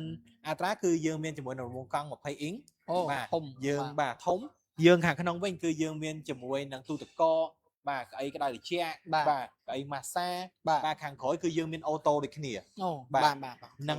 ហើយយើងមានជាមួយនឹង slide counter បាទសម្រាប់ sound សំឡេងរបស់បាសវិញគឺឮរងំល្អមែនតើគឺជាប្រភេទបាសរបស់ BYD ផលិតផ្ទាល់តែម្ដងបាទគ្រឿងបង្គុំទាំងអស់របស់ BYD គឺ BYD អ្នកធ្វើផ្ទាល់អត់មានទិញពីណាមកទេបាទសូម្បីតែអាគុយគឺអាគុយមានតែចែកចាយទៅខាងក្រៅគឺអត់មានទិញពីខាងក្រៅមកវិញទេបាទអញ្ចឹងអាគុយគឺធន់គឺការបុកប៉ះឬមួយក៏ប៉ះទង្គិចអីគឺมันមានការឆេះឬមួយក៏បញ្ហាបាទហ្នឹងហើយអញ្ចឹងបាទសម្រាប់ខាងក្នុងគឺមានភាពទូលាយល្អបាទមានជាមួយនឹង option ជាច្រើនដូចជា new turn បានបាទដាក់ sport eco បាទសំចៃបាទជាមួយនឹង mood ភ្នំ mood ខ្សាច់បាទពេលដែលមានព្រិលបើសិនជាmood ព្រិលគឺយើងអាចប្រើជាមួយនឹងដីដែលល្អិលរបស់យើងបានបាទគឺល្អមែនតើហើយបើសិនជាបងត្រូវការប៉ុណ្ណឹងមាន mood ប៉ុណ្ណឹងឲ្យបងទៀតអញ្ចឹង option គឺ mood គឺច្រើនមែនតើបងអាចអញ្ជើញមកដល់ showroom បងអូន2004ដើម្បីធ្វើការបើកបរសាកល្បងក៏បានបាទមើលជាមួយនឹងរូបភាពក៏បានមើលជាមួយនឹងswitch បាទបន្ថែមបានបាទមកដល់យើងគឺមាន sale បាទរស់រាយរាក់ទាក់បាទសេវាកម្មល្អជាមួយនឹងការទទួលភ្ញៀវគឺដិតដល់មែនតើបាទអូខេបងអូខេបងអញ្ចឹងបងឃឹមគាត់បានជំរាបទៅកាន់បងឡែងលយនៃការឡានរបស់យើង BVD TI7 ហ្នឹងបងបាទហ្នឹងហើយគាត់បានជំរាបបងតាក់ទងទៅនឹង BVD TI7 បាទ option Ultra តម្លៃ $49,800 ភ្លេចហើយតែបងដែលគាត់ដូចថាស្ទើរ budget ឬក៏គាត់ចង់ sale ជាមួយនឹងថវិកាខ្លះបងអាចធ្វើការជ្រើសរើសជាមួយនឹងបាទ option Pro ក៏បានដែរបងដែលវាកាត់ motor ខាងក្រោយមួយដាក់តែ motor មុខគឺប្រភេទប៉ុង1ណាបងណាបាទហើយក្រោយខ្នងខ្ញុំនេះប៉ុង2ហើយពណ៌នេះ 4WD គឺមាន stock អាចទិញបានភ្លាមហ្មងបងបាទហ្នឹងហើយពណ៌ silver នឹងមួយហើយនឹងពណ៌ green ចាំងក៏ green មួយ បៃតងខ្ចី green បៃតងខ្ចីស្អាតមែនតើបងឃើញខាងក្រៅឃើញខាងក្នុងស្អាតប៉ុណ្ណឹងមកខាងក្រៅរឹតតែស្អាតជាងនឹងទៀតបាទហ្នឹងហើយអូខេសម្រាប់ពណ៌គឺស្អាតមែនតើបាទនៅខាងក្នុងម្លប់ពណ៌ផ្សេងទៅដល់ខាងក្រៅពណ៌ផ្សេងថ្ងៃផ្សេងជិះមកគឺមានអារម្មណ៍ថាគ្រាន់តែជិះលើដងផ្លូវគឺគេកលែកមើលភ្លាមតែម្ដងបាទអូខេគឺ BYD គឺបាទស្អាតមែនតើបាទអូខេអញ្ចឹងខ្ញុំសូមប្រាប់ចំណុចខុសគ្នាតិចតួចទៅនឹងឡានហ្នឹងបងណាជូនទៅដល់ភ្ញៀវរបស់យើងមើលតាបងខុសគ្នា$5,000បងបាទតើមានអ្វីខុសគ្នាខ្លះបងបាទអញ្ចឹងបងជ្រើសរើសជាមួយ option Pro បងអត់បាត់ច្រើនទេបងគឺខុសគ្នាតែទី1អត់មានជាមួយនឹងទូទឹកកកអត់មានជាមួយនឹងកៅអីម៉ាស្សាហើយអត់មានជាមួយនឹងយើងហៅថារែងវាស្ទើរជាងបន្តិចបងបាទអានេះបើ WLTP រែងដែលយើងបញ្ជាក់នៅលើអេក្រង់ហ្នឹងសារឡើងយើង Speed Global បងបាទ130ប៉ុន្តែយើងជិះស្ដែងបាន190សារគេ test CRTC អញ្ចឹងសម្រាប់បាទនោះធម្មតានោះយើងបាន95ដែរអញ្ចឹងអត់តិចទេបងបាទគឺច្រើនមែនតើហើយតមកទៀតហ្នឹងគឺបើសិនជាអេក្រង់បញ្ជាប្រើ app ទូរស័ព្ទហ្នឹងគឺយើងបានដូចគ្នាបាទអញ្ចឹងបងគូទិញអា 2WD Pro អញ្ចឹងក៏ល្អដែរបងណាហ្នឹងបងបាទអាហ្នឹងស្អាតដែរតា ហើយសំខាន់ពណ៌ខ្មៅក៏មានពណ៌ហ្នឹងក៏មានពណ៌អីក៏មានដែរ បាទចាំងក៏មានចាំងក៏មានពណ៌ silver យើងក៏មានខ្មៅក៏មានស្តុកស្រាប់ បាទអូខេហ្នឹងហើយហ្នឹងសាធុដល់ Unity Pro ហើយបើខាងក្នុង speaker បងប្រភេទអត្រានេះគេ speaker 18គ្រាប់ដោយសារលើដំបូងគេ add time នៅលើ ហ្នឹងហើយហ្នឹងបាទស្អាតមែនតើ មកខាង2ចឹងវាឡើងដល់14តែ14គ្រាប់ទីគឺ18បាទ Pro របស់យើងនេះគឺ14គ្រាប់ប៉ុន្តែក៏មាន subwoofer នៅខាងក្រោយដែរអញ្ចឹងគឺបុក M ដូចគ្នាអញ្ចឹងខ្ញុំថាបងស្រឡាញ់អត់ចង់ចាំស្តុកដូចថាពណ៌ខ្មៅយូរអត្រាហ្នឹងអីបងយក Pro ប្រើក៏បានដែរបងបាទហើយបងសាកមកតេស្តមើលបានបើបងចង់ទៅថាតេស្តមើលឡានយើងមានឡានតេស្តបងបាទយើងមានឡានតេស្តហើយបងចង់តេស្តថាអូនឯងដាក់តាំងតេស្តអាត្រាហ្នឹងហើយបងចង់ទិញ Pro តែមិនដូចគ្នាបានបងអាចសាកជាមួយ Eco Mode បានវាផ្ដាច់ប៉ុងខាងក្រោយចោលយើងរត់ motor មកសុទ្ធបងដឹងថាពេលហ្នឹង4WD Pro ហ្នឹងគឺឡានហ្នឹងបើកទៅបើកមិនចៃបងបាទហ្នឹងហើយនឹងខុសគ្នាមួយទៀតហ្នឹងគឺនឹងគ្រប់ខាងក្រោយវាមានអា bird ហ្នឹងហើយអានេះយើងបិទធម្មតាបងប៉ុណ្្នឹងហ្នឹងហើយអញ្ចឹងបងចង់ sale $5,000អីយក Pro ក៏បានដែរបងបាទអូខេរូបរាងតែមួយហ្នឹងត្រូវហើយបងតែមួយការធានាដូចគ្នាអីខុសគ្នាតិចតួចមែនតើបងបាទហ្នឹងហើយអញ្ចឹងសម្រាប់ការធានាគឺយើងធានា8ឆ្នាំលើ motor អគុយស្មើនឹង160000គីឡូហើយសម្រាប់ការបងរំលោះចូលរួមសិក្សាក៏បានដូចគ្នាដែរមិនថាតែទិញដាច់ទេតែសិក្សាក៏បានដូចគ្នាដែរបាទចូលរួមចាប់ពី10-20%ឡើងដល់70%បាទយើងយករយៈពេលបានទៅដល់8ទៅ9ឆ្នាំបាទអញ្ចឹងបងដែលមានចម្ងល់ជាមួយនឹង BVD Thai 7ឬមួយក៏ model មួយណាក៏ដោយបងអាចតាក់ទងតាមបាទ page បងបានបាទ comment ចូល page ក៏បានដែរបាទអូខេតោះបងអរគ្នាឥឡូវខ្ញុំសុំឲ្យបងកាមេរ៉ាមែនគាត់លើកកាមេរ៉ាទៅមុខយើងគេយើងចាក់វីដេអូបង្ហាញទីតាំងត្រូវហើយបងហ្នឹងហើយអូខេតោះបងអញ្ចឹងបង operator សុំជាមួយនឹងទីតាំងរបស់ BVD បងធ្លាប់តែលើ BVD Arcade ឬមួយក៏ BVD 2004ត្រូវហើយបងអញ្ចឹងបងប្អូនមួយចំនួនអត់ទាន់ស្គាល់ច្បាស់ពី BVD ខាងបងអូនទេទីតាំងនិង location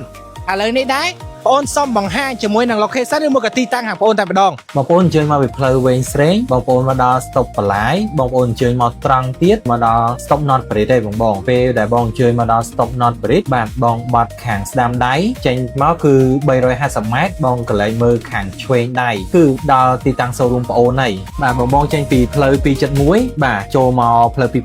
បងប្អូនធ្វើដំណើរមកត្រង់ដល់ stop 2004បងប្អូនមកដល់ Summit Town អញ្ចឹងបងប្អូនមកដល់ Summit Town បងប្អូនអញ្ជើញមកត្រង់បន្ថែមទៀតគឺមកដល់ជាមួយនឹង Stop Arcade ប្រហែលជា400ម៉ែត្របងប្អូនមើលខាងស្ដាំដៃគឺទីតាំងបងប្អូនគឺនៅខាងស្ដាំដៃបាទឈៀងជាមួយនឹងខ្លោងវាសាលាណាត់ប្រេតតែម្ដងបងប្អូនធ្លាប់តែលើ BVD Arcade ឬមួយក៏ BVD 2004ត្រូវហើយបងអញ្ចឹងបងប្អូនមួយចំនួនអត់ទាន់ស្គាល់ច្បាស់ពី BVD ខាងបងអូនទេទីតាំងនិង location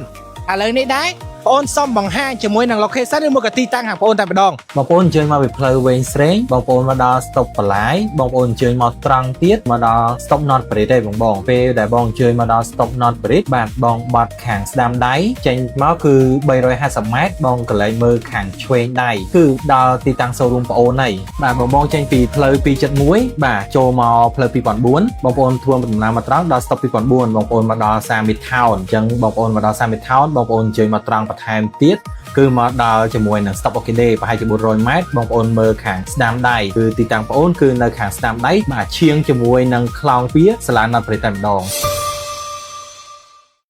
បងប្អូនធ្លាប់តែលើ BVD Arcade ឬមួយក៏ BVD 2004ត្រូវហើយបងអញ្ចឹងបងប្អូនមួយចំនួនអត់ទាន់ស្គាល់ច្បាស់ពី BVD ខាងបងអូនទេទីតាំងនិង location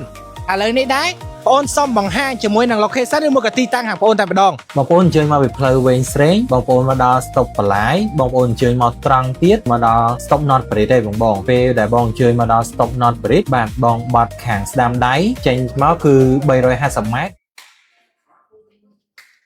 ស្វាគមន៍សាជាថ្មីម្ដងទៀតបងចូលមកការកាន់តង់ឡាយលើកទី5បងបាទសម្បីតែបងដែលគាត់គេងនៅផ្ទះមើលក៏គាត់មានកម្លាំងបន្តជាមួយពួកខ្ញុំដែរបាទបងបាទនិយាយទៅឲ្យបានជជែកលេងជាមួយនឹងបងគឺមានកម្លាំងបន្តរហូតដល់យប់ម៉ោង12ក៏បានដែរបងឲ្យមានខ្ញុំមើលឲ្យតែមានបង comment បាទបងមើល comment ឆ្លើយឆ្លងអត់ទេឃើញបងគាត់ឆាតចូល page សួរព័ត៌មានច្រើនណាបងបាទតកតងទៅនឹងការធានាឡានសាកសិចសាកអីចឹងបងអត់អីទេបងឆាតសួរមកបងឆាតសួរបានបងបាទហ្នឹងហើយអូខ្ញុំថ្ងៃមួយថ្ងៃឲ្យបានភ្ញៀវឆាតមួយដើម្បីទិញឡានបាច់តន់ទិញសួរព័ត៌មានសិនក៏សប្បាយចិត្តដែរហ្នឹងហើយបងបាទ គេថាអីគេខែហ្នឹង down season ហ្នឹងបងតែ BYD អត់ down ទេនៅលក់ដាច់ចឹងញៀវនៅច្រើន បាទនៅតែចេញច្រើននៅចេញច្រើន ឡានខ្លះចង់ខ្វះ stock ឡើយបងតែអត់គ្រាបអត់ចង់តន់ទេបង ត្រូវហើយហ្នឹងហើយ BYD នេះលក់ដាច់ចឹងបងបាទ បាទ អូខេ ចឹងមិនហ្នឹងបងគាត់សួរថាសម្រាប់ការធានា8ឆ្នាំហ្នឹងបាទយើងមានការធានាត្រឹមត្រូវមានពីរោងចក្រមានអីហើយយើងមានជាមួយនឹងសភៅអីអត់មិនហ្នឹងគាត់ អូខេ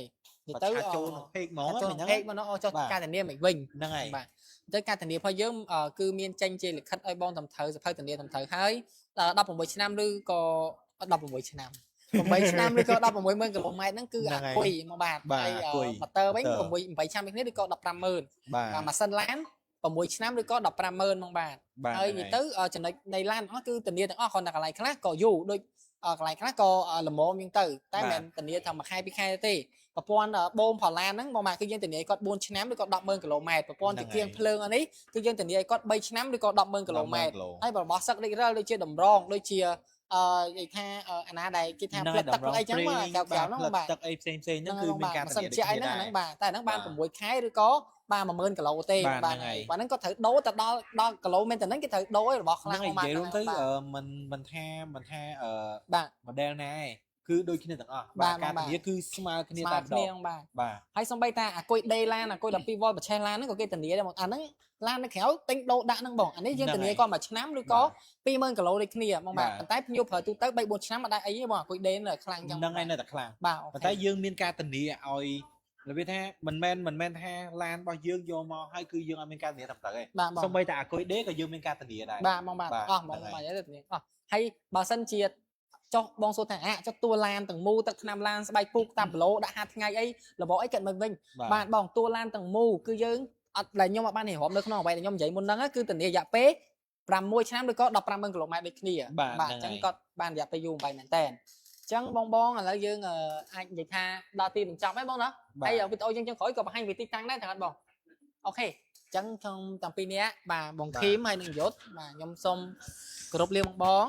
ទិញជនកុំភ្លេចសាខា BBD Orchidea បងណាលើ2004បងកុំភ្លេចបាទបងប្អូននៅ2004ហើយនៅបងប្អូននៅ2004បងបាទហ្នឹងហើយបងនៅចិត្តខ្ញុំអាចអញ្ជើញមកបានមកពីខាងក្នុងមកពីខាងជុកវ៉ា2មកពីខាងបាទបរិយ Orchidea ទូប្រហ្នឹងបងបាទចំចៅហ្នឹងមកបងបាទខាងបងប្អូននៅនេះសូមស្វាគមន៍អស់បាទខាងបងប្អូនសែលទៀតធ្វើវីដេអូចេញឲ្យបងមើលបានឃើញមុខផ្សេងអស់គ្នាម្ដងហ្នឹងហើយបងហើយមួយទៀតបងនិយាយទៅមិនថាបងនៅចិត្តយើងទេបាទបងមកពីតាមបណ្ដាខេត្តឆ្ងាយបាទបងអត់ទាន់បានអញ្ជើញមើលផ្ទាល់ក៏បងអាចឆានមកបាទsale របស់ខាងបងប្អូនបានដែរមាន link Telegram បាទនៅក្នុង page ទាំងអស់បងឆ្លាញ់ sale មួយណាបងអាចតម្លាក់ចូលទៅ Telegram មួយហ្នឹងបាទបងឆ្លាញ់បងឃីមអញ្ចឹងមើលឈ្មោះអែមឃីមចុចមកបងឃីមមកហ្នឹងហើយហើយបងឆ្លាញ់យុទ្ធបាទបងដាក់យុទ្ធមួយមកអូខេបងអូខេហើយមិនថាខេត្តណាឆ្ងាយក៏ដោយ25ខេត្តក្រុងបាទបងនៅខេត្តណាក៏យើងអាចបាទជជែកគ្នាបានដែរតាមជាមួយនឹង Telegram ឬមួយក៏តាម chat យើងបាទចាំតែចែកយើងត្រូវជាតម្រូវការជាមួយបាទការសិក្សាក៏បានដូចគ្នាដែរគឺយើងមានដៃគូសហការច្រើនមែនតើសិក្សាតាមអនឡាញក៏បានដែរបងឥឡូវហ្នឹងហើយចាប់ដើមពី 10% ក៏បានឬមួយក៏បងចង់រំលោះសុទ្ធក៏បានដែរគឺខាងយើងមានដូចគ្នាបាទឲ្យតែឯកសារបងគ្រប់សិក្សាតែ2ថ្ងៃគឺដកឡានបានបាទបងបាទអូខេហ្នឹងហើយអញ្ចឹងមានអីបន្ថែមដែរបងអស់ហើយបាទចឹងស្មានតែបងចង់ដឹងពីភ្ញៀវដល់ម៉ោង12អត់ទេឲ្យតែភ្ញៀវគាត់ឆាតមកយើងតបទៀតដល់ម៉ោង12ម៉ោង1ក៏បានដែរឲ្យតែគាត់តបមកអត់ស្រេចទឹកទេស្រេចក៏នៅតែបន្តដែរព្រោះយើងដើម្បីភ្ញៀវមកណាអូខេបង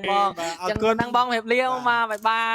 យបងប្អូនធ្លាប់តែលើ BBD Orchidea ឬមួយក៏ BBD 2004ដែរបងអញ្ចឹងបងប្អូនមួយចំនួនអត់ទាន់ស្គាល់ច្បាស់ពី BBD ខាងបងប្អូនទេទីតាំងនិង location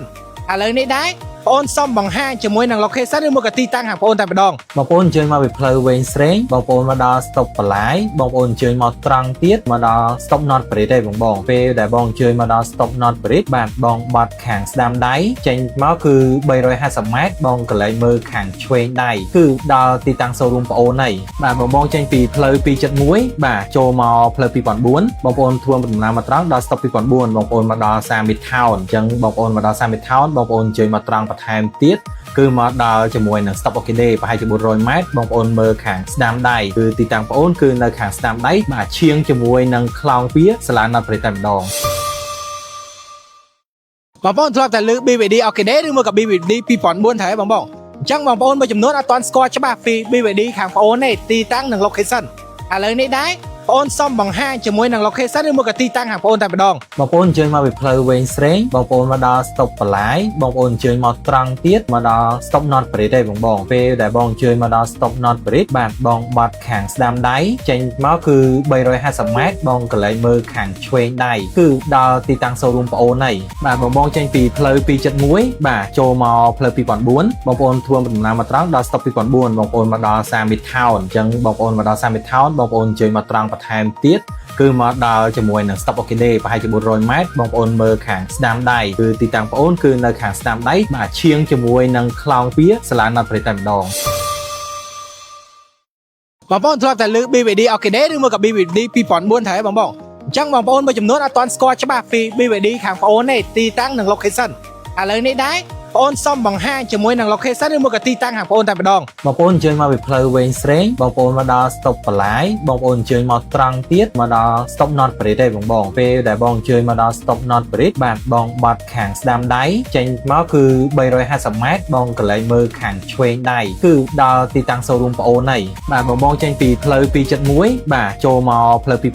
បងប្អូនធ្វើដំណើរមកត្រង់ដល់ stop 2004បងប្អូនមកដល់ Summit Town អញ្ចឹងបងប្អូនមកដល់ Summit Town បងប្អូនអញ្ជើញមកត្រង់បន្ថែមទៀតគឺមកដល់ជាមួយនឹង Stop Okide ប្រហែលជា400ម៉ែត្របងប្អូនមើលខាងស្ដាំដៃគឺទីតាំងបងប្អូនគឺនៅខាងស្ដាំដៃបាទឈៀងជាមួយនឹងខ្លោងទ្វារសាលាណាត់ព្រៃតែម្ដង បងប្អូនធ្លាប់តែលើ BVD Okide ឬមកក៏ BVD 2004ដែរបងប្អូនអញ្ចឹងបងប្អូនមួយចំនួនអត់ទាន់ស្គាល់ច្បាស់ពី BVD ខាងបងប្អូនទេទីតាំងនិង location ឥឡូវនេះដែរបងសុំបង្ហាញជាមួយនឹង location ឬមកក៏ទីតាំងហាបងប្អូនតែម្ដង បងប្អូនអញ្ជើញមកពីផ្លូវវែងស្រេងបងប្អូនមកដល់ stop បន្លាយបងប្អូនអញ្ជើញមកត្រង់ទៀតមកដល់ stop North Bridge ទេបងពេលដែលបងអញ្ជើញមកដល់ stop North Bridge បាទបងបាត់ខាងស្ដាំដៃចេញមកគឺ350ម៉ែត្របងកន្លែងមើលខាងឆ្វេងដៃគឺដល់ទីតាំង showroom បងប្អូនហើយបាទបងចេញពីផ្លូវ271បាទចូលមកផ្លូវ2004បងប្អូនធ្វើដំណើរមកត្រង់ដល់ stop 2004បងប្អូនមកដល់ Summit Town អញ្ចឹងបងប្អូនមកដល់ Summit Town បងប្អូនអញ្ជើញមកត្រង់បន្ថែមទៀតគឺមកដល់ជាមួយនឹង Stop Okide បាទ រថយន្ត BVD មានច្រើនម៉ូដែលមែនទែនបងប្អូនតាក់ទងរថយន្តអគ្គិសនីប៉ុន្តែដើម្បីតាមបន្ទាន់នៅយុគសម័យបច្ចេកទេសថ្មី BVD បានធ្វើរឿងមួយទៀតគឺនាំចូលជាមួយរថយន្ត BVD Sedan 5 EV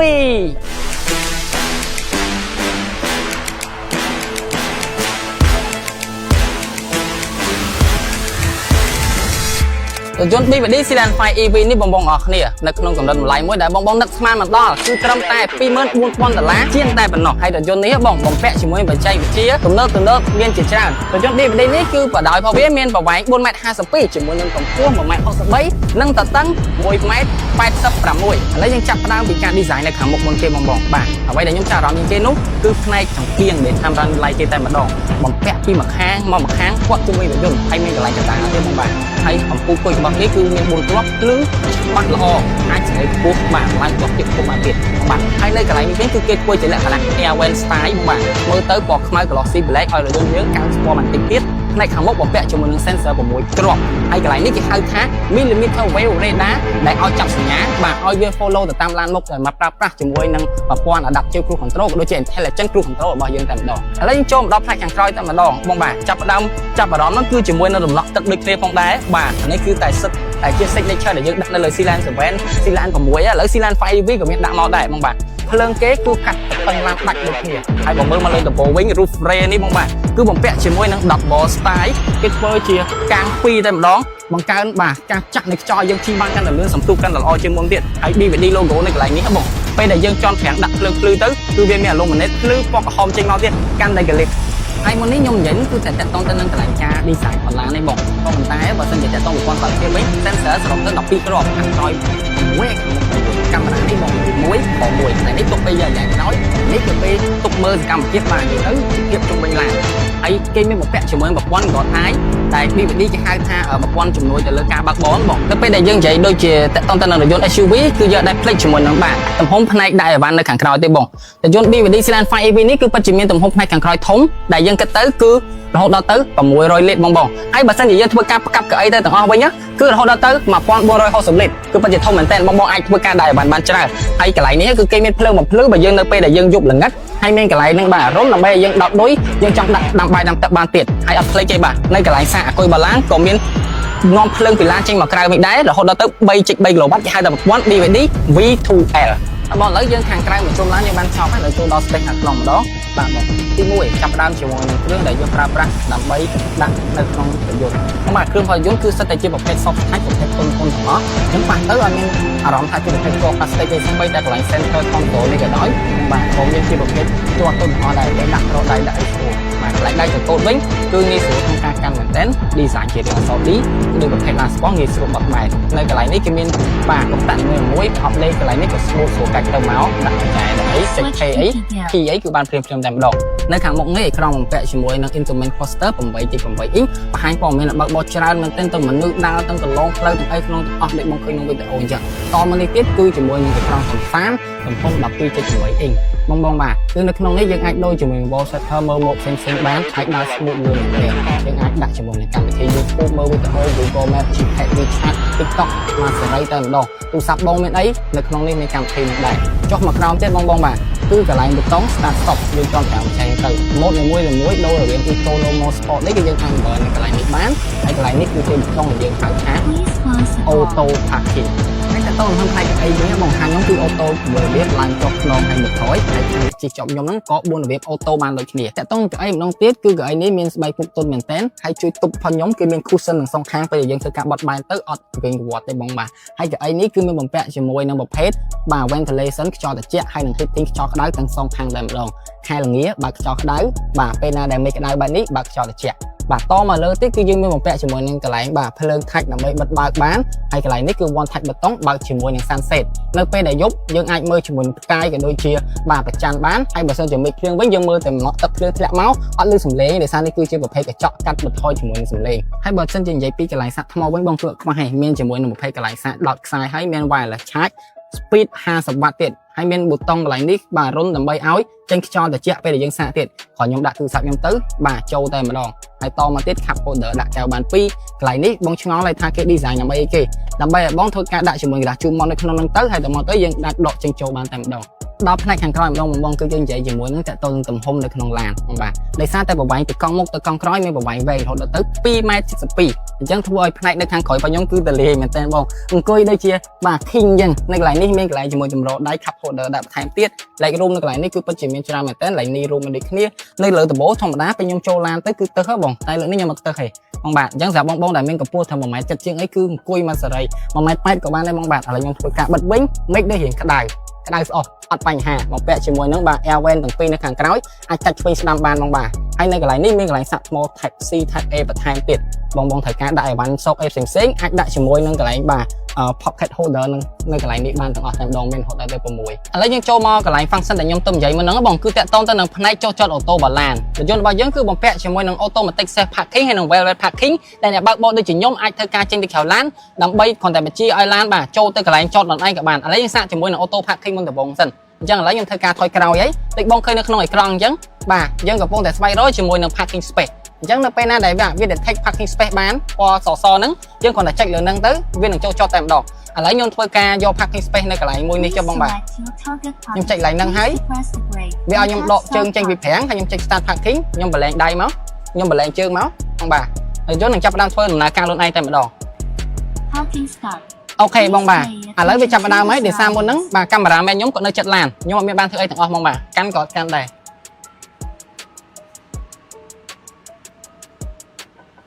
បាទបងគឺពិតជាទំនើបមែនតើហើយខ្ញុំនៅបើកបរនេះយើងអារម្មណ៍ថាអត់សូវបកកែក្នុងការចូលចតអីអញ្ចឹងហើយចង់មានអា function ហ្នឹងបងបាទហ្នឹងហើយកន្លែងចន្លោះអីហ្នឹងគឺលយហ្មងបងបាទអាពេលដែលគៀកអីនេះទៀតអូកន្លែងនេះវាគិតថាកន្លែងហ្នឹងចន្លោះតូចដូចថាវាត្រូវចិត្តទៅឡានទៅអីហ្នឹងក៏វាបាទចាប់ជាមួយនឹងនេះខ្លួនឯងដែរតាក់ទងទៅនឹងគេហៅថាត្រជាចំហៀងទ្វារហ្នឹងបងណាបាទPlease pay attention when opening the door អូបងមិនខ្ញុំហៅបើកទ្វារតែយល់ឲ្យខ្ញុំបើកទេគេថាខ្ញុំមើលផងមិនបើកទ្វារបាទបងនិយាយទៅនេះគឺជាគ្រាន់តែជាប្រព័ន្ធសុវត្ថិភាពទូចមួយនៅក្នុងរថយន្ត BYD Sienna 5EV ឯងគឺរថយន្តនេះមានបំពាក់ជាមួយនឹងប្រព័ន្ធសុវត្ថិភាពជាច្រើនបាទបងគឺដោយសារតែវាមានបំពាក់ជាមួយប្រព័ន្ធបាទ safety system D pilot ហ្នឹងអញ្ចឹងវាមានជាមួយនឹងប្រព័ន្ធបន្ថែមនៅពេលដែលបងបើកទៅកាត់ផ្លូវមុខដែលហៅថាលក្ខណៈផ្លូវបំបែកមានឡានគេជិះកាត់មកអីភ្លាមៗមានម៉ូតូអីគឺយើងអាចបើកឲ្យវាជន់ប្រាំងអូតូឲ្យយើងក៏បានឬក៏ឲ្យតែផ្ដល់សញ្ញាក៏បាននៅពេលដែលយើងថយក្រោយចេញពីកន្លែងចតអញ្ចឹងទៅមានឡានម៉ូតូគេមកមាន function ហ្នឹងបាទចាប់ឲ្យបងដូចគ្នាហើយបន្លាញ sport ហ្នឹងគឺមានទាំងសងខាងដូចគ្នាតែម្ដងកាមេរ៉ាជុំវិញនិយាយទៅបាទ option M មែនតើបងរូបរាងធំហើយ option M ហើយប៉ុន្តែបើសិនជាកម្លាំងរថយន្តក៏ដូចជាសន្ទុះម៉ូទ័រអីនៅខ្សោយបងបាទតែយើងគួរជ្រើសអត់ប្រកបជាអត់ទេប៉ុន្តែរថយន្ត BYD CN5 EV នេះគឺមិនឲ្យបងខកចិត្តទេបំពាក់ជាមួយនឹងម៉ូទ័រទំហំរហូតដល់ទៅកម្លាំង218សេសឬក៏160គីឡូវ៉ាត់ជាមួយនឹងកម្លាំងរមួតរហូតដល់ទៅ330 Newtonម៉ែត្របងកម្លាំងសន្ទុះពី0ដល់100គឺប្រើធរៈវាតែ7.2 វិនាទីតែម្ដងបងបាទគឺស្ទុះលឿនមែនតើជាមួយ top speed ខ្ពស់ហើយអាគុយធំជិះរែងបានឆ្ងាយរហូតដល់ទៅ520គីឡូម៉ែត្រហើយនេះគ្រាន់តែជាសកម្មភាពតិចតួចសម្រាប់ជុំបងមើលទេខ្ញុំធ្វើការបើកនៅតាមផ្លូវអញ្ចឹងហើយផ្លូវរបស់យើងគឺលក្ខណៈផ្លូវបេតុងទៀតគឺអត់សូវលឺសំឡេងពីខាងក្រៅទេគឺស្ងាត់ស្ងាត់មែនតើបងបាទសំឡេងពីម៉ូទ័រក៏អត់លឺដែរបងបាទដូចបងបានឃើញអ្នកស្ដែងអញ្ចឹងបងអាចអញ្ជើញមកមើលផ្ទាល់បានណាបងណារថយន្ត BYD មានច្រើនម៉ូដែលមែនតើបងតាក់ទងរថយន្តអគ្គិសនីប៉ុន្តែដើម្បីតាមបេតុននៅយុគសម័យបច្ចេកវិទ្យាថ្មី BYD បានធ្វើរឿងមួយទៀតគឺនាំចូលជាមួយរថយន្ត BYD CN5 EV